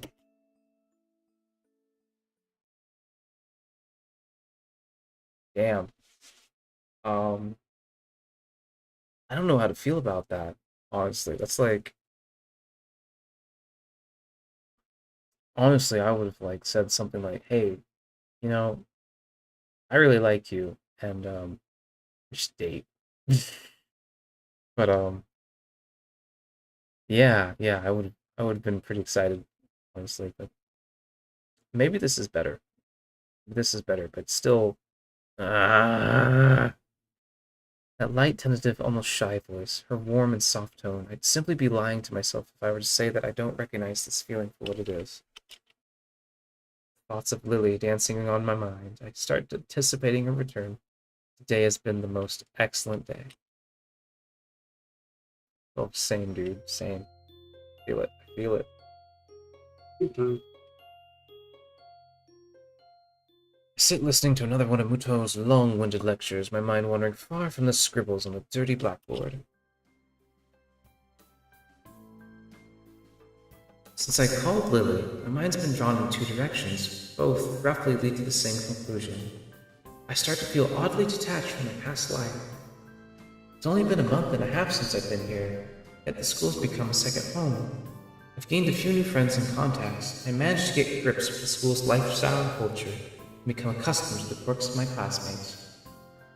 To become used to the school where disabilities are the norm, rather than the rare exception, still catches me off guard sometimes when I think about it. The same school that's populated by burn victims, amputees, the blind, the deaf, and all manners of disabilities in between.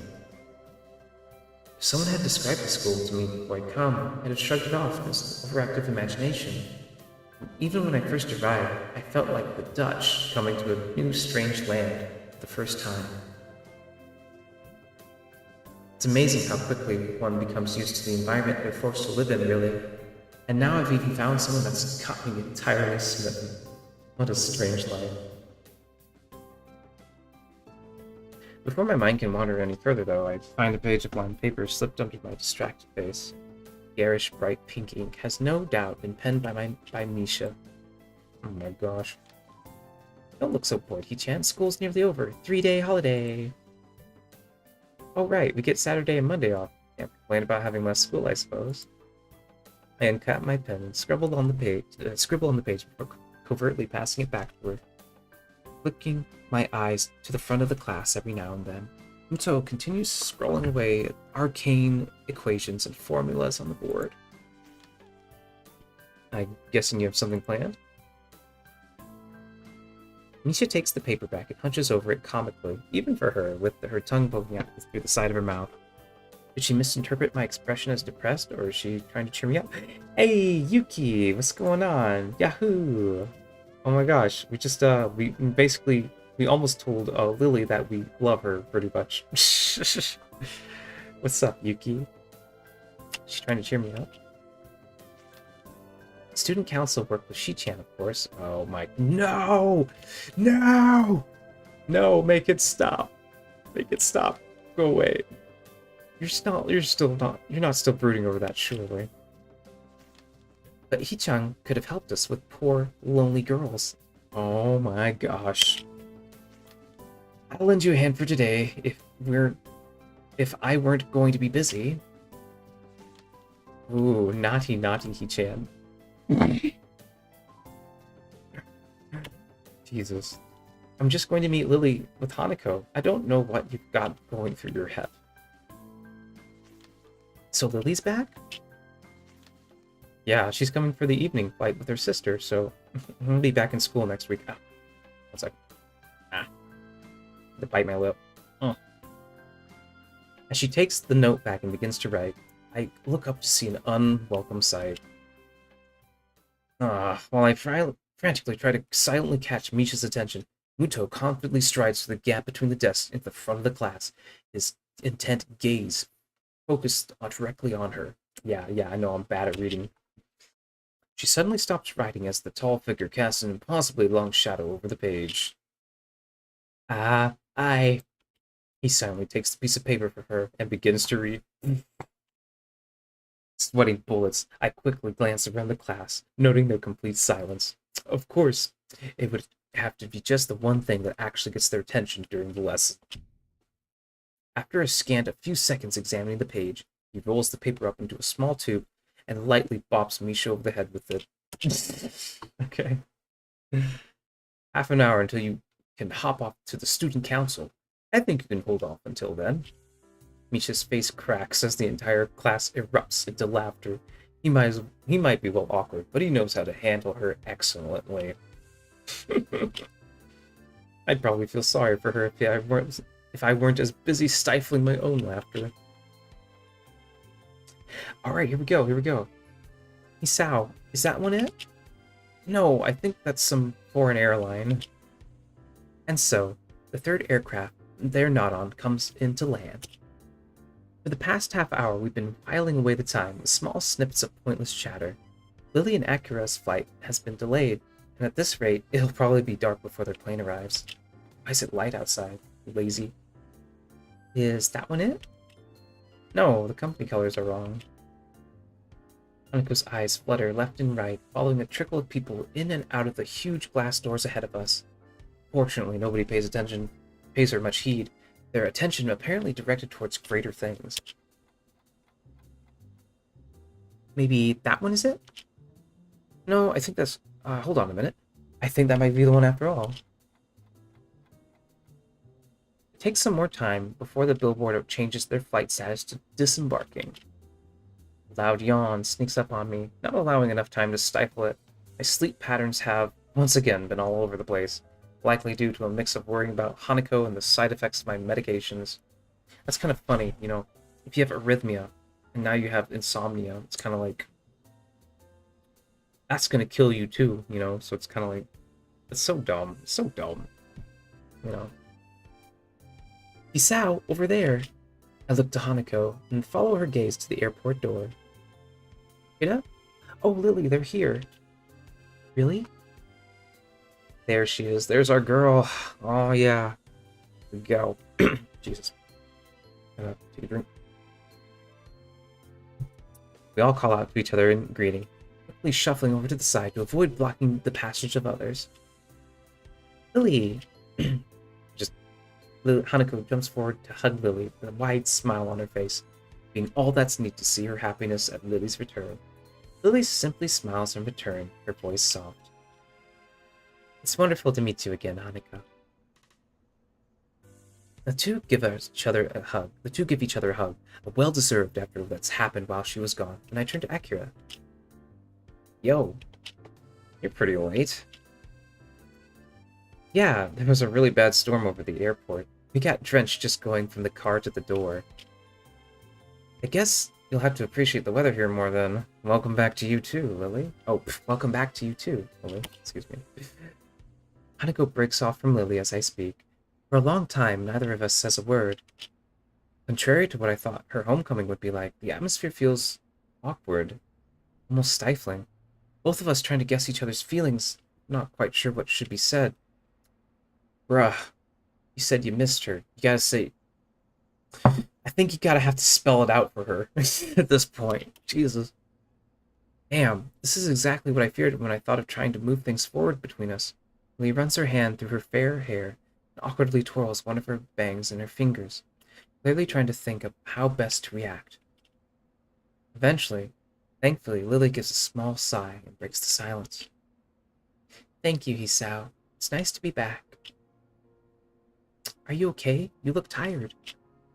Evidently not recollecting herself all that well, she quickly waves her hand in front of her face to stave off any concern Hanako may have over her. I'm okay, really. It's just a bit of jet lag. Weak. You don't have any? She simply gives a big grin, puffing out her modest chest. So my class just ended and I decided to listen until you're done. Oh, that's cool. Yeah, I mean, I don't know what class... Are you from, like, Europe or something? Do you have, like, classes in Europe? Are you in college, too, or something? College, too. That's cool. Yeah. Definitely. I feel absolutely fine. That's not fair. Well, you shouldn't take so long. You shouldn't take too long to get rid of it. Ah, that's right. Hisao? Yeah? Can we have a holiday from school soon? I've forgotten if Misha had reminded me this morning. We've got a 3-day weekend starting from tomorrow. Akira playfully bumps her elbow lightly into Lily's side, grinning. Told ya you wouldn't miss it. You have something planned? If neither you or Hanako are busy, I'm not sure if yeah means Europe or in college, maybe both, but very cool anyway. If neither you nor Hanako are busy, I've got no plans, so something to do would be appreciated. Hanako? No, nothing. That's good. I was thinking we'd go to my family's summer house for a bit of quiet over the break. Ooh, ooh, that sounds fun. We barely used it recently, though, so I'd have to dust things off a little while we're there. Oh, where is it? Where is it? Up north, in Hokkaido. Always wanted to go to Hokkaido, oh my god. I want to go to Hokkaido so bad. The place is practically deserted, so it should be a nice quiet break for you guys. You're not coming? Nah, I got a little holiday of my own to set up with my boyfriend. Oh yeah, her boyfriend's basically a femboy. It's so precious. It gives me hope. It gives me hope. Pretty sure she pegs him though. Pretty sure. I lower my eyes at her, suspicious of her intentions. That's what I. It sounds like we're just cleaning up the summer house for you. That's perhaps a valid conclusion. Both of us zero in on Akira, her face somewhat evasive. Looks like we were right. That's just a convenient bonus. Really, me and the guy left it in a pretty good condition last we were there, I promise. Now then, I'm out of here. Already? Akira? She quickly turns and walks away, her hand held high. See you in a few days, guys. Lilly and I can only sigh at her hasty retreat. It does sound like it'd be a nice place to go. Lilly gives an enthusiastic nod, taking her carry bag in one hand and placing it, her other on the Hanako's shoulder for guidance as we begin to make our way to the taxi area. After the fracas of the past few days, spending a weekend in the country alone with her and Hanako sounds like a dream. Oh my god, right? The more I think about it, the more sure I am. This will be the right time and place to confess my feelings to her. If you say so, dude. If you say so. But, maybe it is. Maybe it is. I skip that part. The morning chill wraps itself around my shivering body. I hop around my cupped hands to desperately try and stave off the cold as we mill about the station platform. Oh boy, let's hope this doesn't kill him again like last time. Oh my god.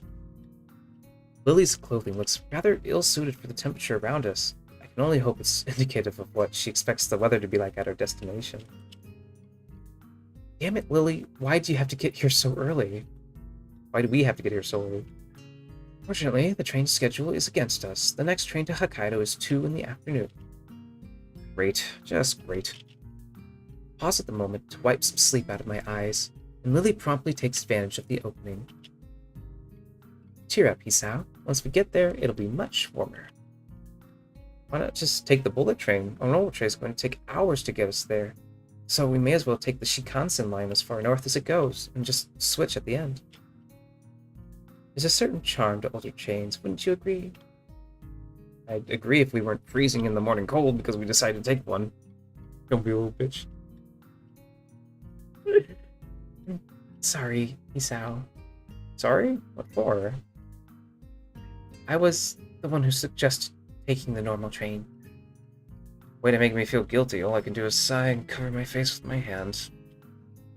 It's fine, I'm just grumbling. My, Hanako, you needn't shoulder all the blame on yourself. Even without my suggestion, I'd still have opted for the same thing. Oh my gosh. Thankful for the quick interception from Lily, I take a quick gander around the station. Aside from us, the train's platform's all but deserted, the morning dew settling on the empty branches. I guess no one else is masochistic enough to be brave the very early morning. Right? Though, if someone was, they'd be more than notice the huge bags both Lily and Hanako brought with them. Just what did you have to pack in those things anyway? The bags? She pauses for a moment and tilts her head in thought. A change of clothing, raincoat, underwear, sleepwear, a number of books. I think that's most of it. You make it sound as if I'm unprepared. You brought less? Underwear and a pack of cards, that's it. And my pills, but never mind that. No pajamas? No pants? No panties. No promises. Damn, I knew I forgot something. I ruffle my hair in frustration. Lily sighs. There should be clothes you could use there. Akira still occasionally goes there, after all, and I think some of our parents' clothing is still in storage. I don't think there'll be any problem with you borrowing a set of pajamas, if need be. Thanks. I don't mind just sleeping in my normal clothing. Same. For 2 days? Good point. Not really, although 2 days would be borderline. It's more that looking even a little like a slob would be unacceptable when in the presence of 2 girls. Yeah! I always look like a slob. I try not to, but I should not. As we leisurely talk on the station platform, on the announcement sounds from the loudspeakers, loudly heralding our ride's arrival. Looking past Lily and Hanako, though, the train's still well out of sight. A quick check of my watch is enough to see that it's the one we'll be taking. 5:30 train was ours, right? Correct. Either of you want me to take your bags? Mine's not exactly heavy. My, that's very gentlemanly of you, he sighed. Don't accept too reluctantly now. I bend down to pick Lily's large bag. I look to see Hanako picking up hers. You fine with that? Silent nod's the only answer. I'm starting to get the feeling that, by the trip's end, I will be able to count every single sentence she said on one hand. Oh boy. With the morning landscape passing by the window and the occasional rattle of the train bumping the carriage around, I try to focus my attention on the aging playing cards in my hands. They both look so cute, oh my god. I'll raise you 5. She scrunches her face up and leans over to Lily conspiratorially, the two exchanging a few whispered words. Considering how often this has happened so far, I'm coming to doubt Hanako's grasp of how to play poker. I barely know how to play poker myself, Jesus. Doesn't seem to disturb Lily's reading, though, and her hands flitting over the page with only occasional corrections to account for the train's bumping and rocking. My collection of chess pieces that we're using as chips is steadily growing anyway, so it doesn't really bother me. Looking around us, our carriage is almost as empty as the station platform we waited for the train itself on. Wow, okay. Only a handful of people can be seen, looking mostly like tourists and couples on holiday. Yeah, I'm probably going to call it here at around 5. I am starting to get tired, but maybe we can do 5:30 or something, I think. While the two continue their less than clandestine strategizing, the small boy looks over the seat and stares at me. Hoping he doesn't begin to stare at Hanako, I simply give him a wave and a smile. Thankfully, he retreats back into his seat, finding me far too boring to waste his attention on. I'll see you and raise you another 5. Damn, he got me. I fold. I've been bluffing and she's got on. Hanging my head, I push over a large portion of my winnings. Yeah, go ahead. Oh, okay. Okay. Hanako looks absolutely delighted, and even if Lily keeps her attention focused on her reading material, I can see a smirk on her face. They're both extremely pleased. I'm so glad you stuck with me. Like, it's so cool. A lot of people just tend to like pop in, and just kind of leave, and it's really cool. I try to work out what Lily's reading, but the cover is too faded to read beyond the fact that the Roman letters are on it. Pity I can't read Braille above the printed title. What are you reading, Lily? The title looks like it's in English. That's right. And Then There Were None, an old British story. I could read it to you if you like. She extends the offer with a grin, obviously in jest. I think I'll pass, thanks. Ooh, that looks nice. After a seemingly endless trip, we finally reached the promised land of Satao Summer House. Even after the train trip, the walk seemed to take forever.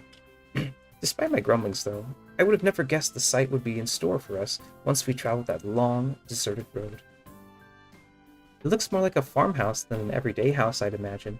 Small in size and surrounded by trees and bushes. Oh, it's a nice-looking house, though. An empty expanse of wheat fields and farmland can be seen as we walk up. The fencing only consisting of old rickety wooden planks.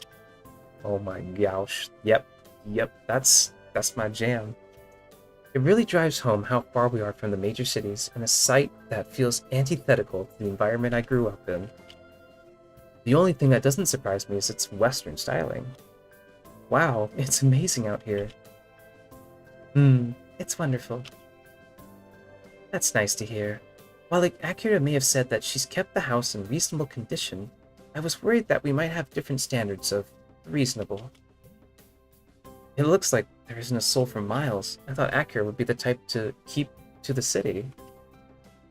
Lily furrows her brow in thought, seemingly recalling almost forgotten knowledge.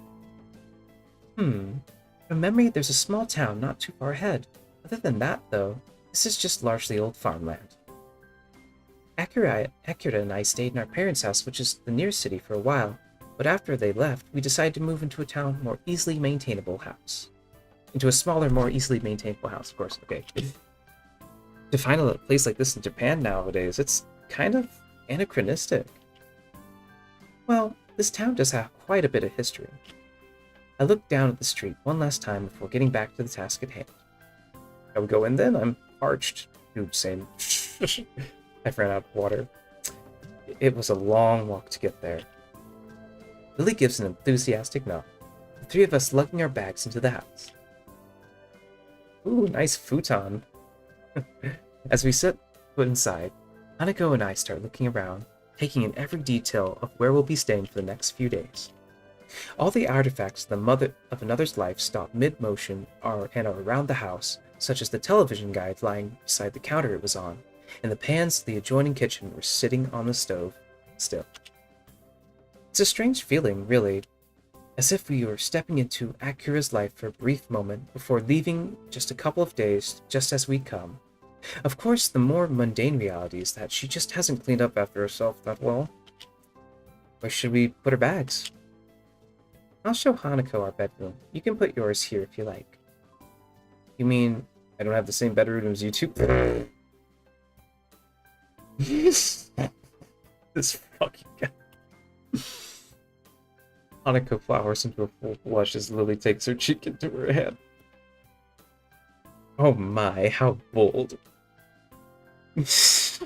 Oh my. You two. Hold on. If I'm to leave my bags here, where will I be sleeping? Well, seeing as we lack a guest bedroom, the convertible futon, huh? Sorry, he's out. I sigh, lamenting my place on the bottom rung of the sleeping location priorities. I know, right? This fucking guy. You don't say that.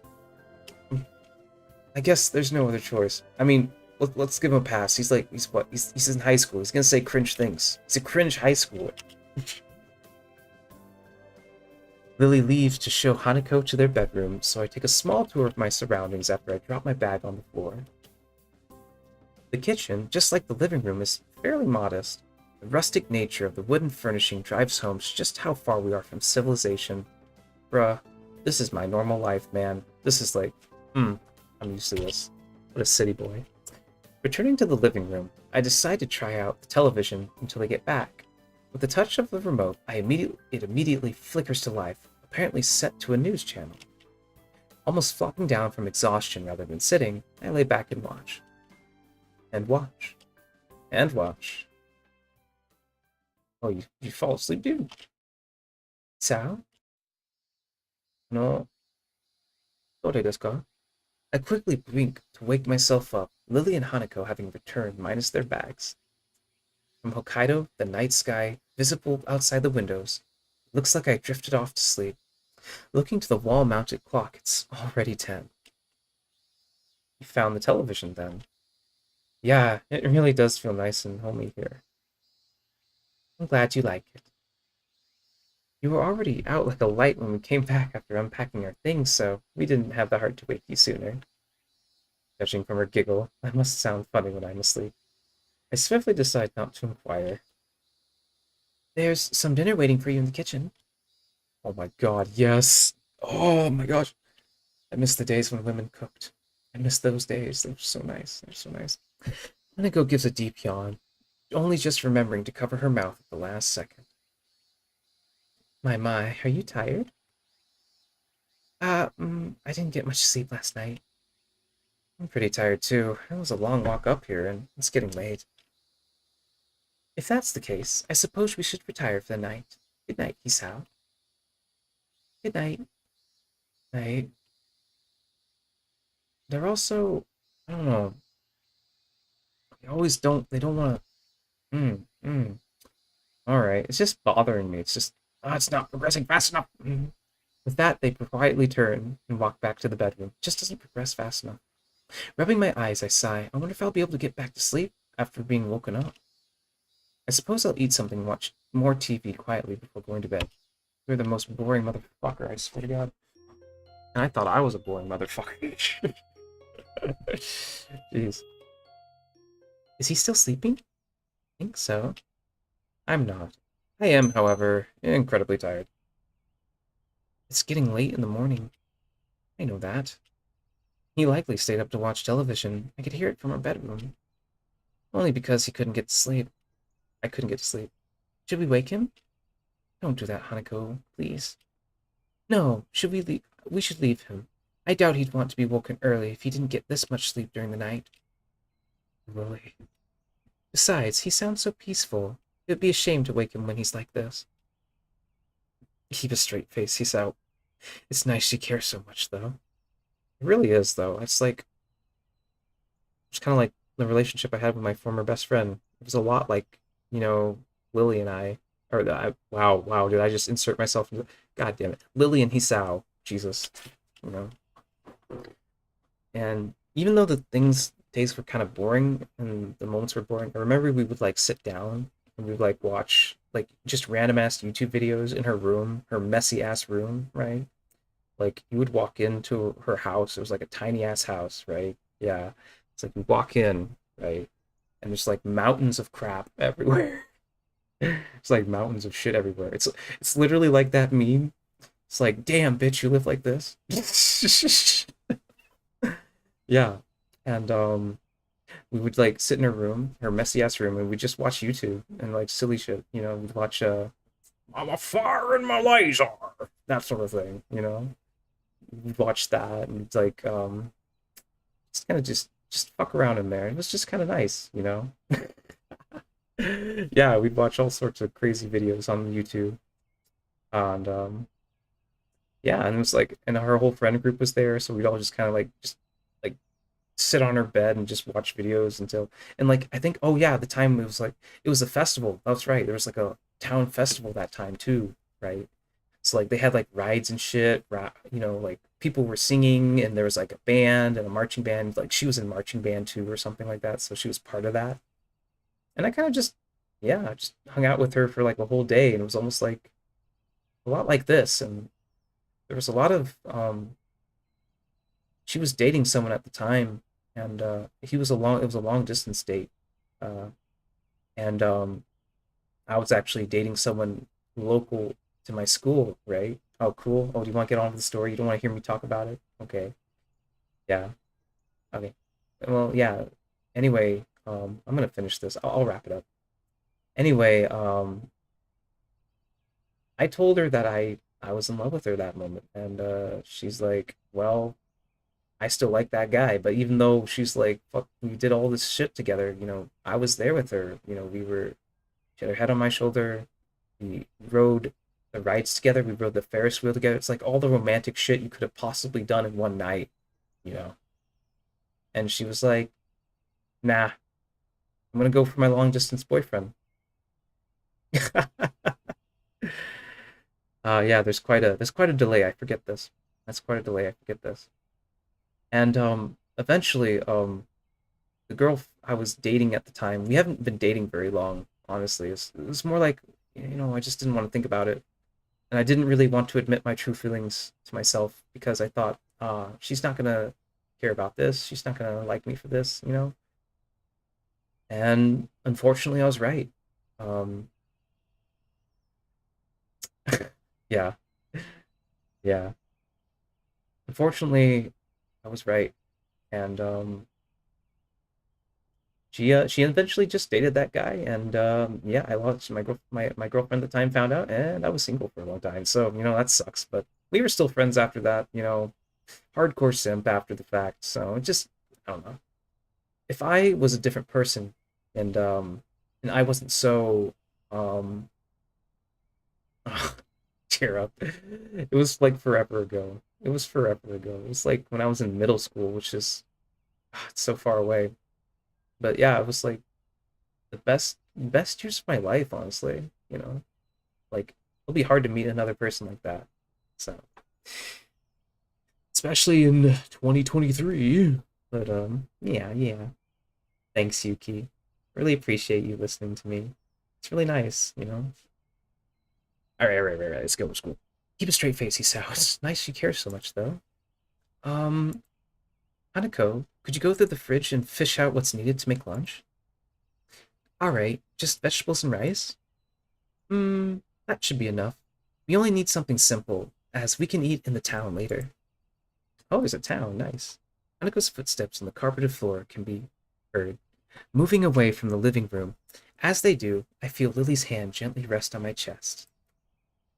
It takes a titanic effort not to react, but something about her makes me think she knows I'm awake. A long silence passes. The only thought of my mind is that gentle, outstretched hand laying upon my chest. Ooh. After an indiscernible amount of time, Lily withdraws her hand. Good morning, Hisao. Oh, damn. Hell yeah. Imagine waking up to that every morning. Oof. Damn.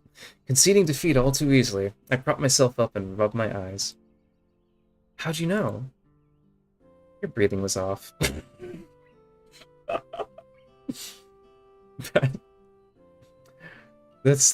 She's too good at this. Well, that makes sense. She couldn't have needed that long to work it out. Knowing her hearing, she likely knew I was before laying her hand on me. If you want to sleep more, you should really go to bed earlier. I heard the television going long into the night. Sorry about that. My medications have been interfering with my sleep for a while now, and even if I'm too tired, I have trouble actually sleeping. Sorry for bringing it up, Hisao. This is exactly the kind of thing I wish others wouldn't do. Oh man. Oh Jesus. Do I wave her off? Do I address it? Because like, I was honest with her before, and I don't know. Should I wave her off? Address it? I feel like I shouldn't. I don't know.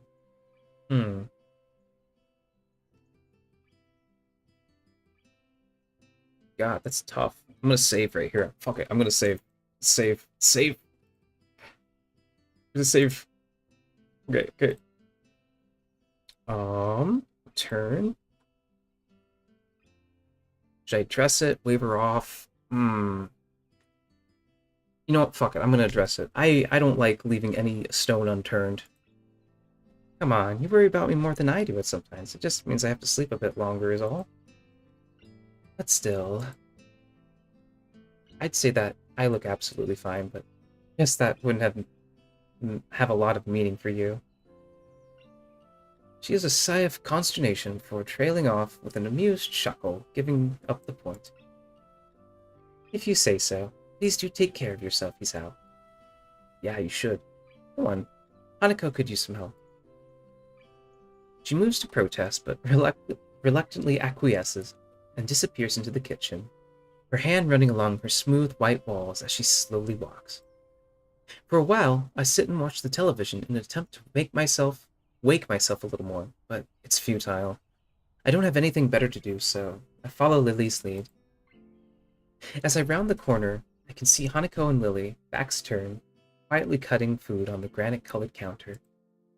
I am temporarily engrossed as I watch Lily guiding the knife down carefully with the finger on the cabbage she's cutting, each slice delivered slowly but with precision.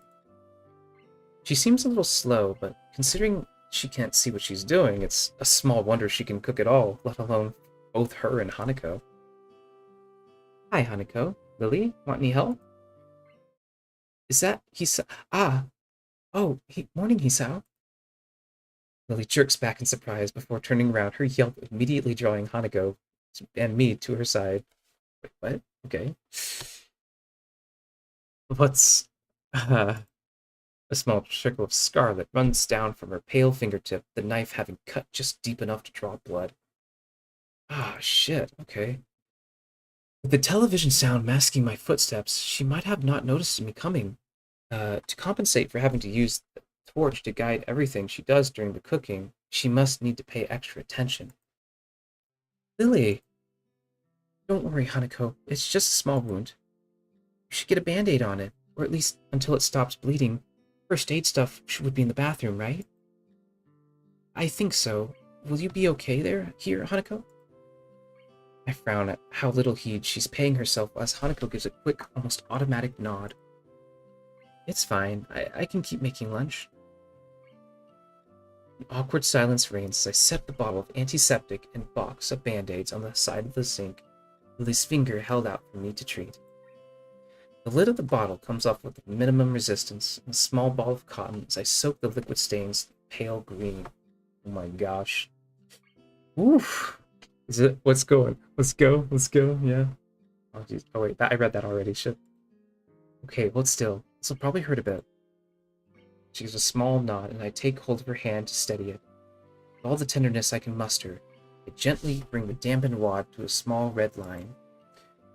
Ah. What? I barely touched it. Sorry. I give a sigh, both at her reaction to settle my own nerves. Her pain tolerance is startlingly low. Startlingly low. I would tell you to man up, but I can't really do that. She gives a small giggle. I take advantage of her momentary distraction and gently press the cotton against her finger a few times. Thankfully, it's enough to do the job. We both settle somewhat as I bring the band-aid over, and the tip of her finger covering the wound while making sure not to get it stuck onto her fingernail. There, finish. You can move now. Taking her hand from mine, she gently clasps it in the other. Thank you. It's no problem. It's the least I can do after causing you to hurt yourself, after all. She lowers her head slightly at the apology, absent-mindedly rubbing her hand in what seems to be embarrassment. I really don't mind.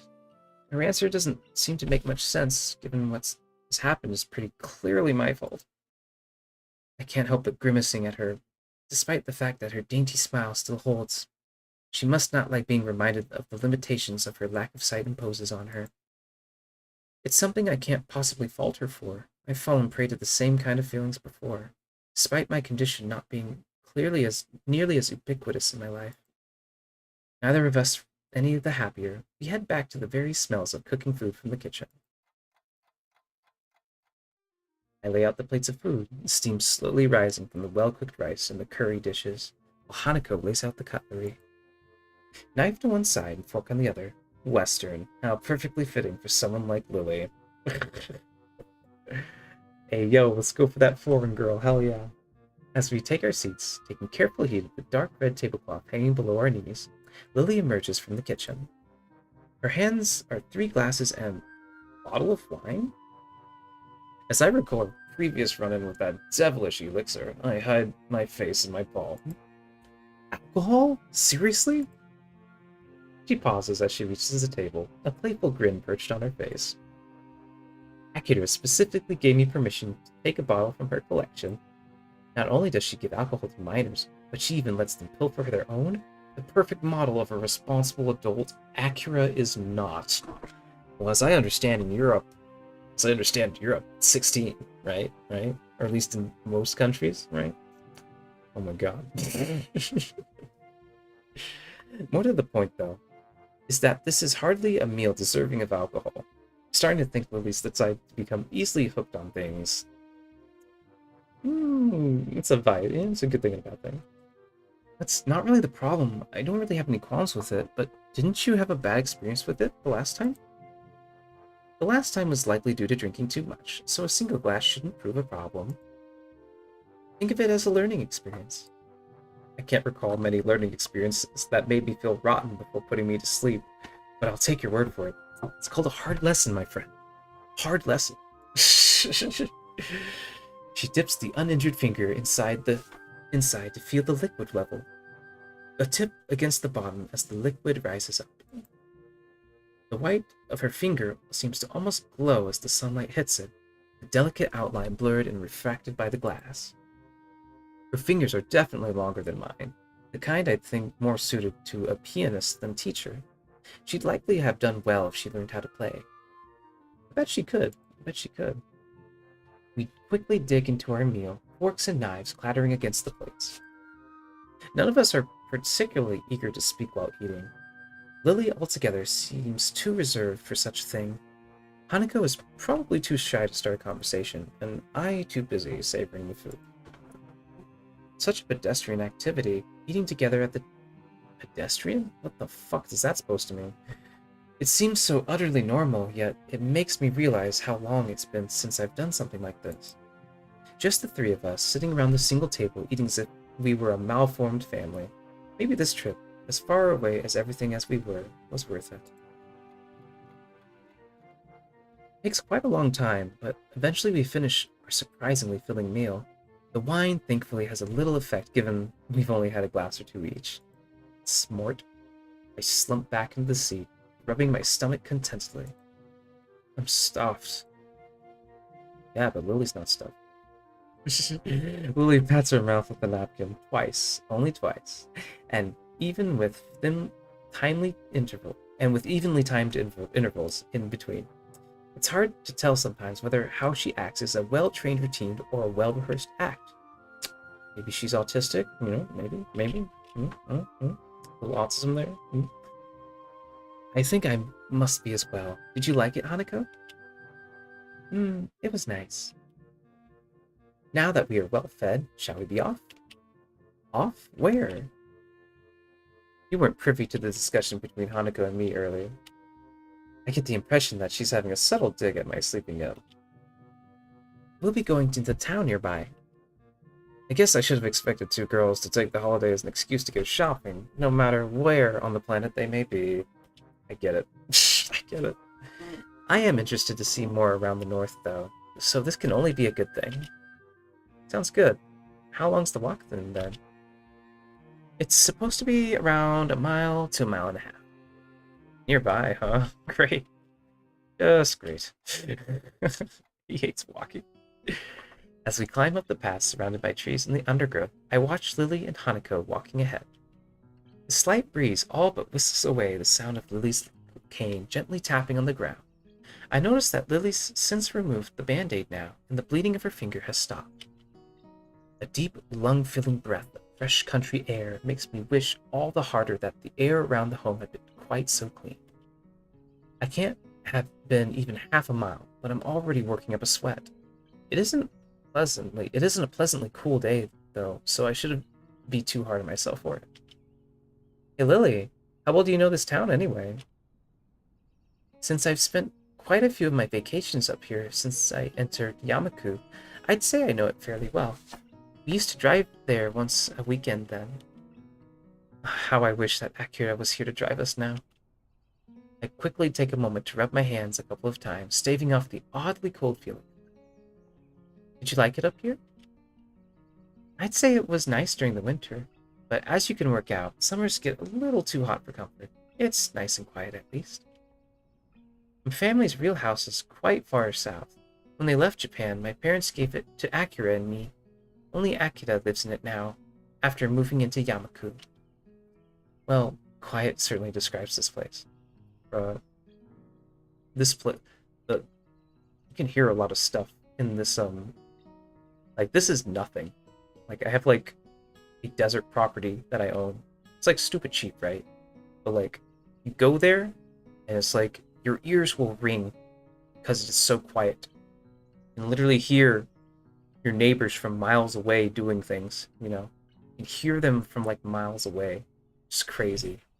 I really want to start building my house there, but to be honest, I'm not sure how I should build it anymore. I've spent so much time.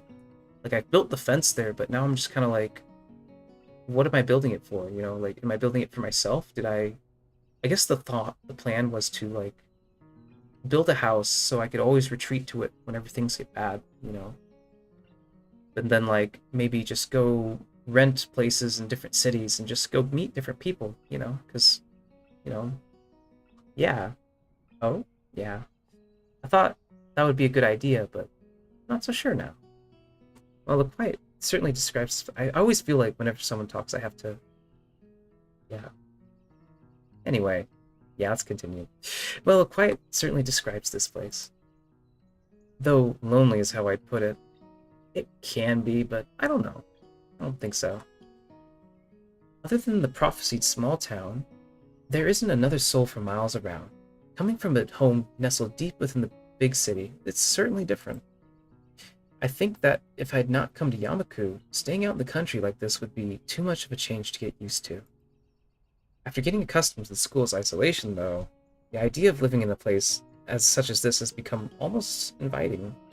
To be somewhere away from the hustle and bustle of metropolitan centers. So, Hisao, have you been to Hokkaido before? No, but I want to. I really want to go to Hokkaido. Nah, I used to live down south. We never had any field trips or holidays up this far. Well, it's a new experience for you then. Yeah, it is. I'm surprised how nice it feels here.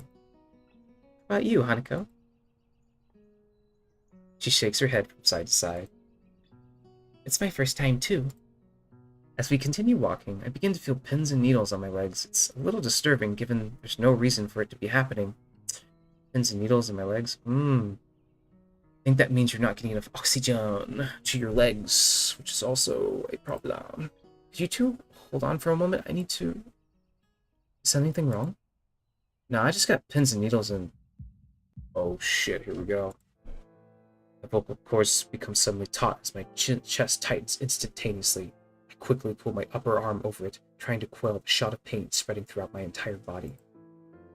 Isao? This shit again.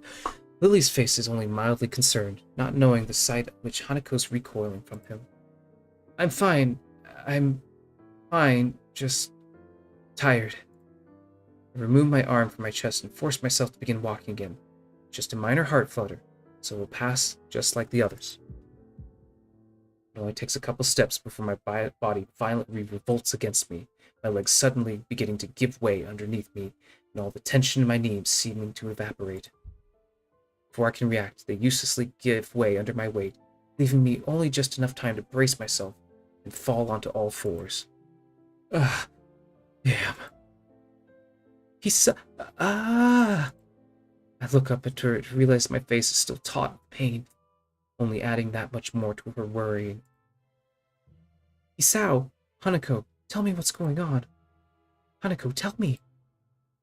Hanako quickly moves to my side as Lily almost panics, giving a little clue as to exactly how bad a condition I'm in. While she stands there petrified, I lower my face and take a deep breath. I've come to realize that makes me endlessly irritated with my stupid self. All my excitement with my new surroundings, I entirely neglected to take my medications last night or even this morning. God damn it, dude. Taking another breath, the acute pain in my chest begins to die down as it arrives. Thank God. Thank God. Thank God. Thank God. Thank God. As it does, I become acutely aware of the sweat now pouring off my face and the two scared girls around me. Isao! I'm fine, Lily. I'm fine. I screw up my brow in an effort to lever myself up. Nico's arms quickly moving to catch me as I fall as I stumble a bit before regaining my balance. I look to Lily and Hanako, both worry written on their faces. I feel awful. Utterly awful. I think we should go back. Realizing the futility of protesting, I look away in frustration. Fine. God, what a way to, damn. I would be so embarrassed. Like, the girl I loved had to deal with this, you know? I would feel like she would just see me as, like, unfit or something. But I open my eyes groggily, completely bereft of energy. For a while, I simply lie down lifelessly, staring at the ceiling as I review the events in the morning and attempt to organize my thoughts. We went to walk into town. My heart nearly gave way. Came back, took my pills, and I slept. I only remember each period of time as a snapshot. The timeline is clear enough. The memory of the girls' faces as I struggle to understand is an unpleasant one, stinging my feelings harshly. If I look to the ceiling hard enough, I can imagine the tile edges and small dimples of the ceiling in the hospital. The fact alone is enough to make me sit up and try to pull myself together. I scratch the back of my disheveled hair, glancing around the room. Lee and Hanako are nowhere to be seen. The television's turned off. The clock above it says it's pretty late in the afternoon. The noticeably reddened sky outside the windows confirms it's further. Yeah, I've been there with the person I liked before, and I fainted in front of him. Oh, Jesus, really? Damn. Sorry. Like, hopefully it wasn't that serious as like what's depicted here. Like, dang, girl. Dang. I, I turn and pick myself off the futon, swaying slightly as I put my arms out for balance. I suppose I'd better go look to the girls to see if they're all right. I don't know, man. I think you should just sit down, take your meds. You turn the TV on. As I look out the window, I faintly see something in the distance. Straining my eyes, I just make out the shape of a person's figure. Her long blonde hair, swaying in the faint breeze, makes her seem almost to melt into the bright yellow of the wheat field. Oh my gosh. Yeah. Where I'm from, yeah, we definitely have a lot of wheat fields. Yeah. I have a feeling that Hokkaido would be, yeah. Oh, wait, it was that serious. Did you, like, go to the hospital or something? Jesus Christ, Yuki. Oh my God. Oh, but yeah. Like, where I'm from, there's lots of wheat fields. And it's really pretty when in the summertime. Like, you know. Without a second thought, I leave the room to follow that lone apparition. I'll bet you did. Yeah, almost like this. The brightness of the sun assaults my freshly woken eyes, forcing me to avert them until they adjust. The long, yellow strands of wheat brush against my legs as I wade through them, the densely grown field making it hard to advance. Regardless, my eyes stay fixed ahead, true to that solitary figure. The minutes I reach her, meters behind her, turn back. Lily? She simply nods. Where's Hanako? She's in bed. She went to sleep after I calmed her down. She says matter-of-factly, with as few words as possible, as if saying any more was strictly forbidden. There's something different about her. Her normally confident figure seems oddly fragile. Her body offered no resistance to the breeze blowing her skirt. The strands of wheat sway from side to side while a deafening pause passes, the only sound being their rustling. As we stand in the field alone, I know what I have to ask. You got it, buddy. Go for it. What's wrong, Lily? You're not acting like you usually do. Remember when I talked to my family, Hisao? Your family. I look downwards in thought, sifting through my scattered memories. The event seems to leap ready to lay hand when I search for it, rising to the surface as soon as it was recalled. After Hanako's birthday party, she gives a simple nod. It was nice.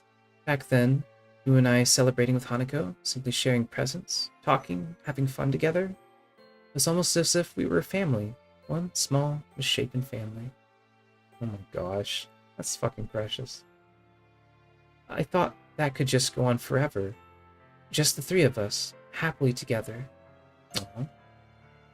Well, it was when I was still in high school, and when I wake up, I'm in the clinics. It's not that serious. Wow. Well, I'm glad you're doing okay, you know? That's good. That's great. That's great to hear.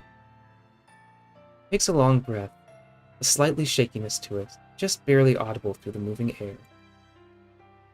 Even if my family was so far away, as long as we're together, that's all that I needed. I don't want to lose you, Hisao. Oh, damn. Same. I didn't even realize I was afraid of losing someone else until today, I'm sorry, Lily. I know my body's weak, but even then I make the most stupid of mistakes. Don't apologize. Please don't apologize. Lily? She turns to face me, her pale cheeks stained with tears. One misguided step after another, she stumbles towards me, her arms held out in search of so much as a faint brush against me. Oh my god. That's so... Damn. That's... Wow. My heart doesn't race nor pound as I step towards Lily, gently taking and steadying her in my arms. She quickly clutches to me, sobbing. Yep. Yep. Her face trembling against my shoulder, the next words from her mouth are the last I expected.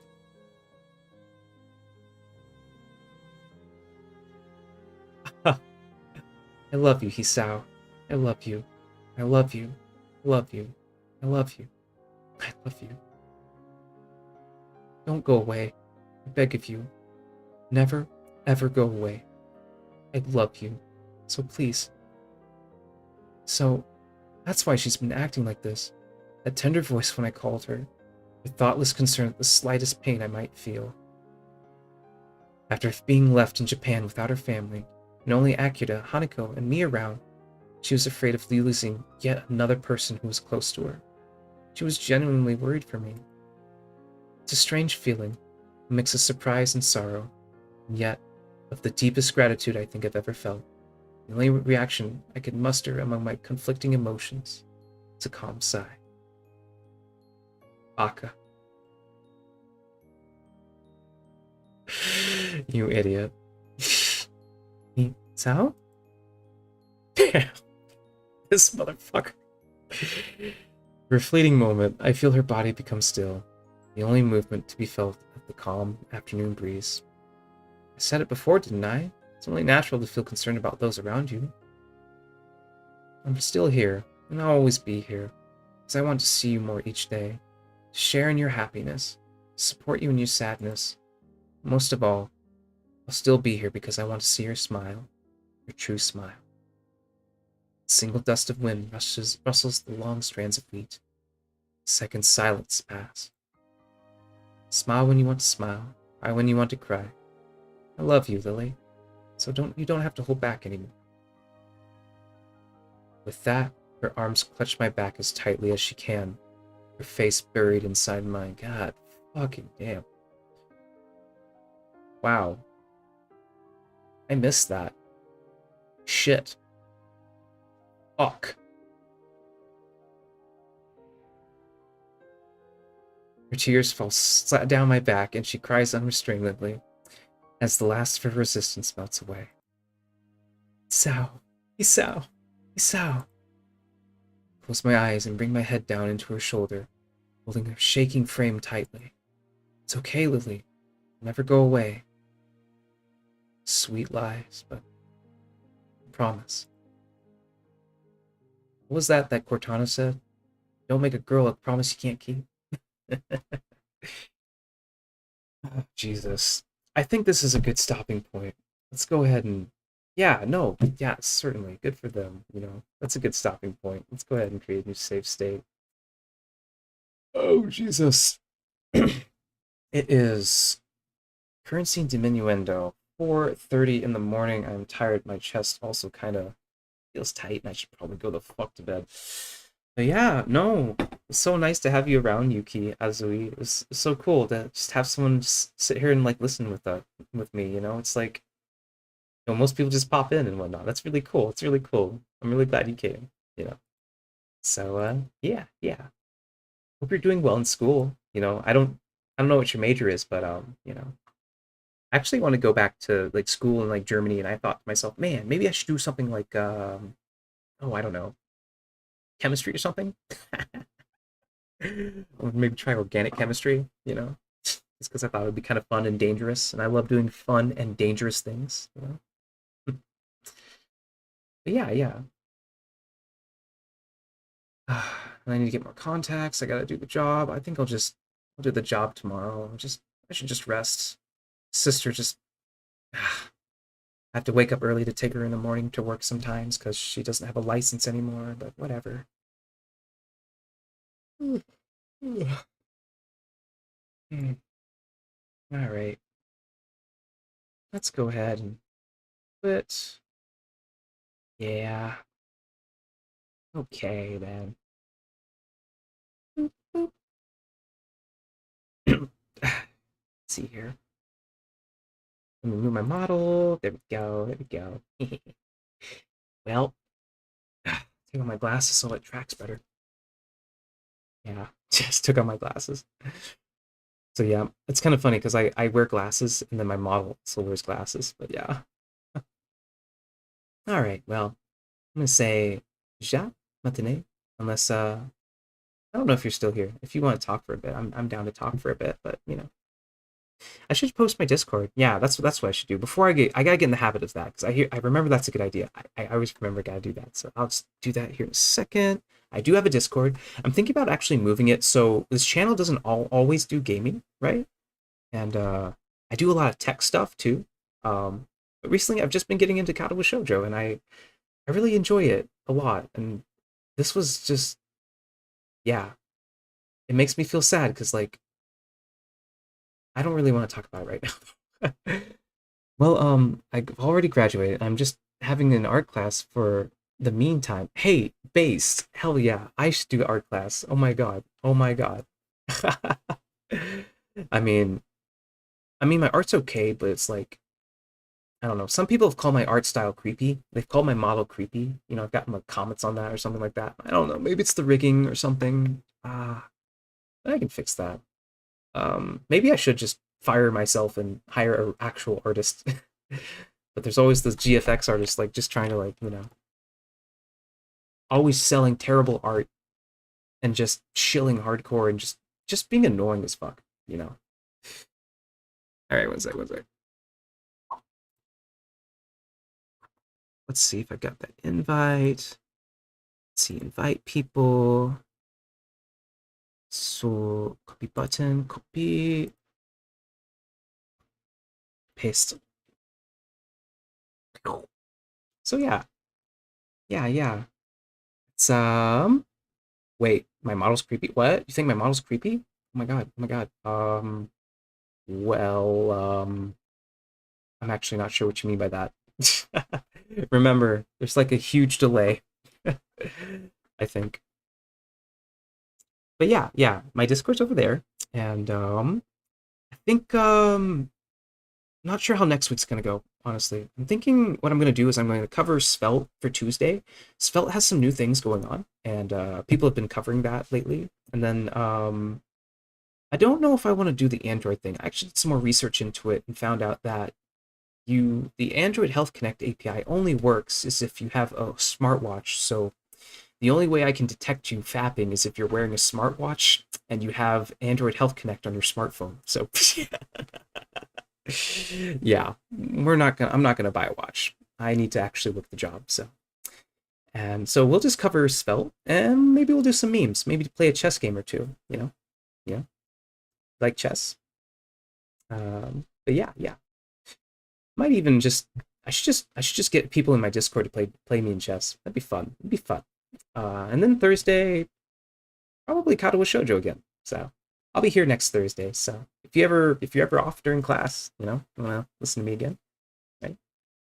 All right. Ja matinee. See you Tuesday, maybe Thursday, and enjoy the outro.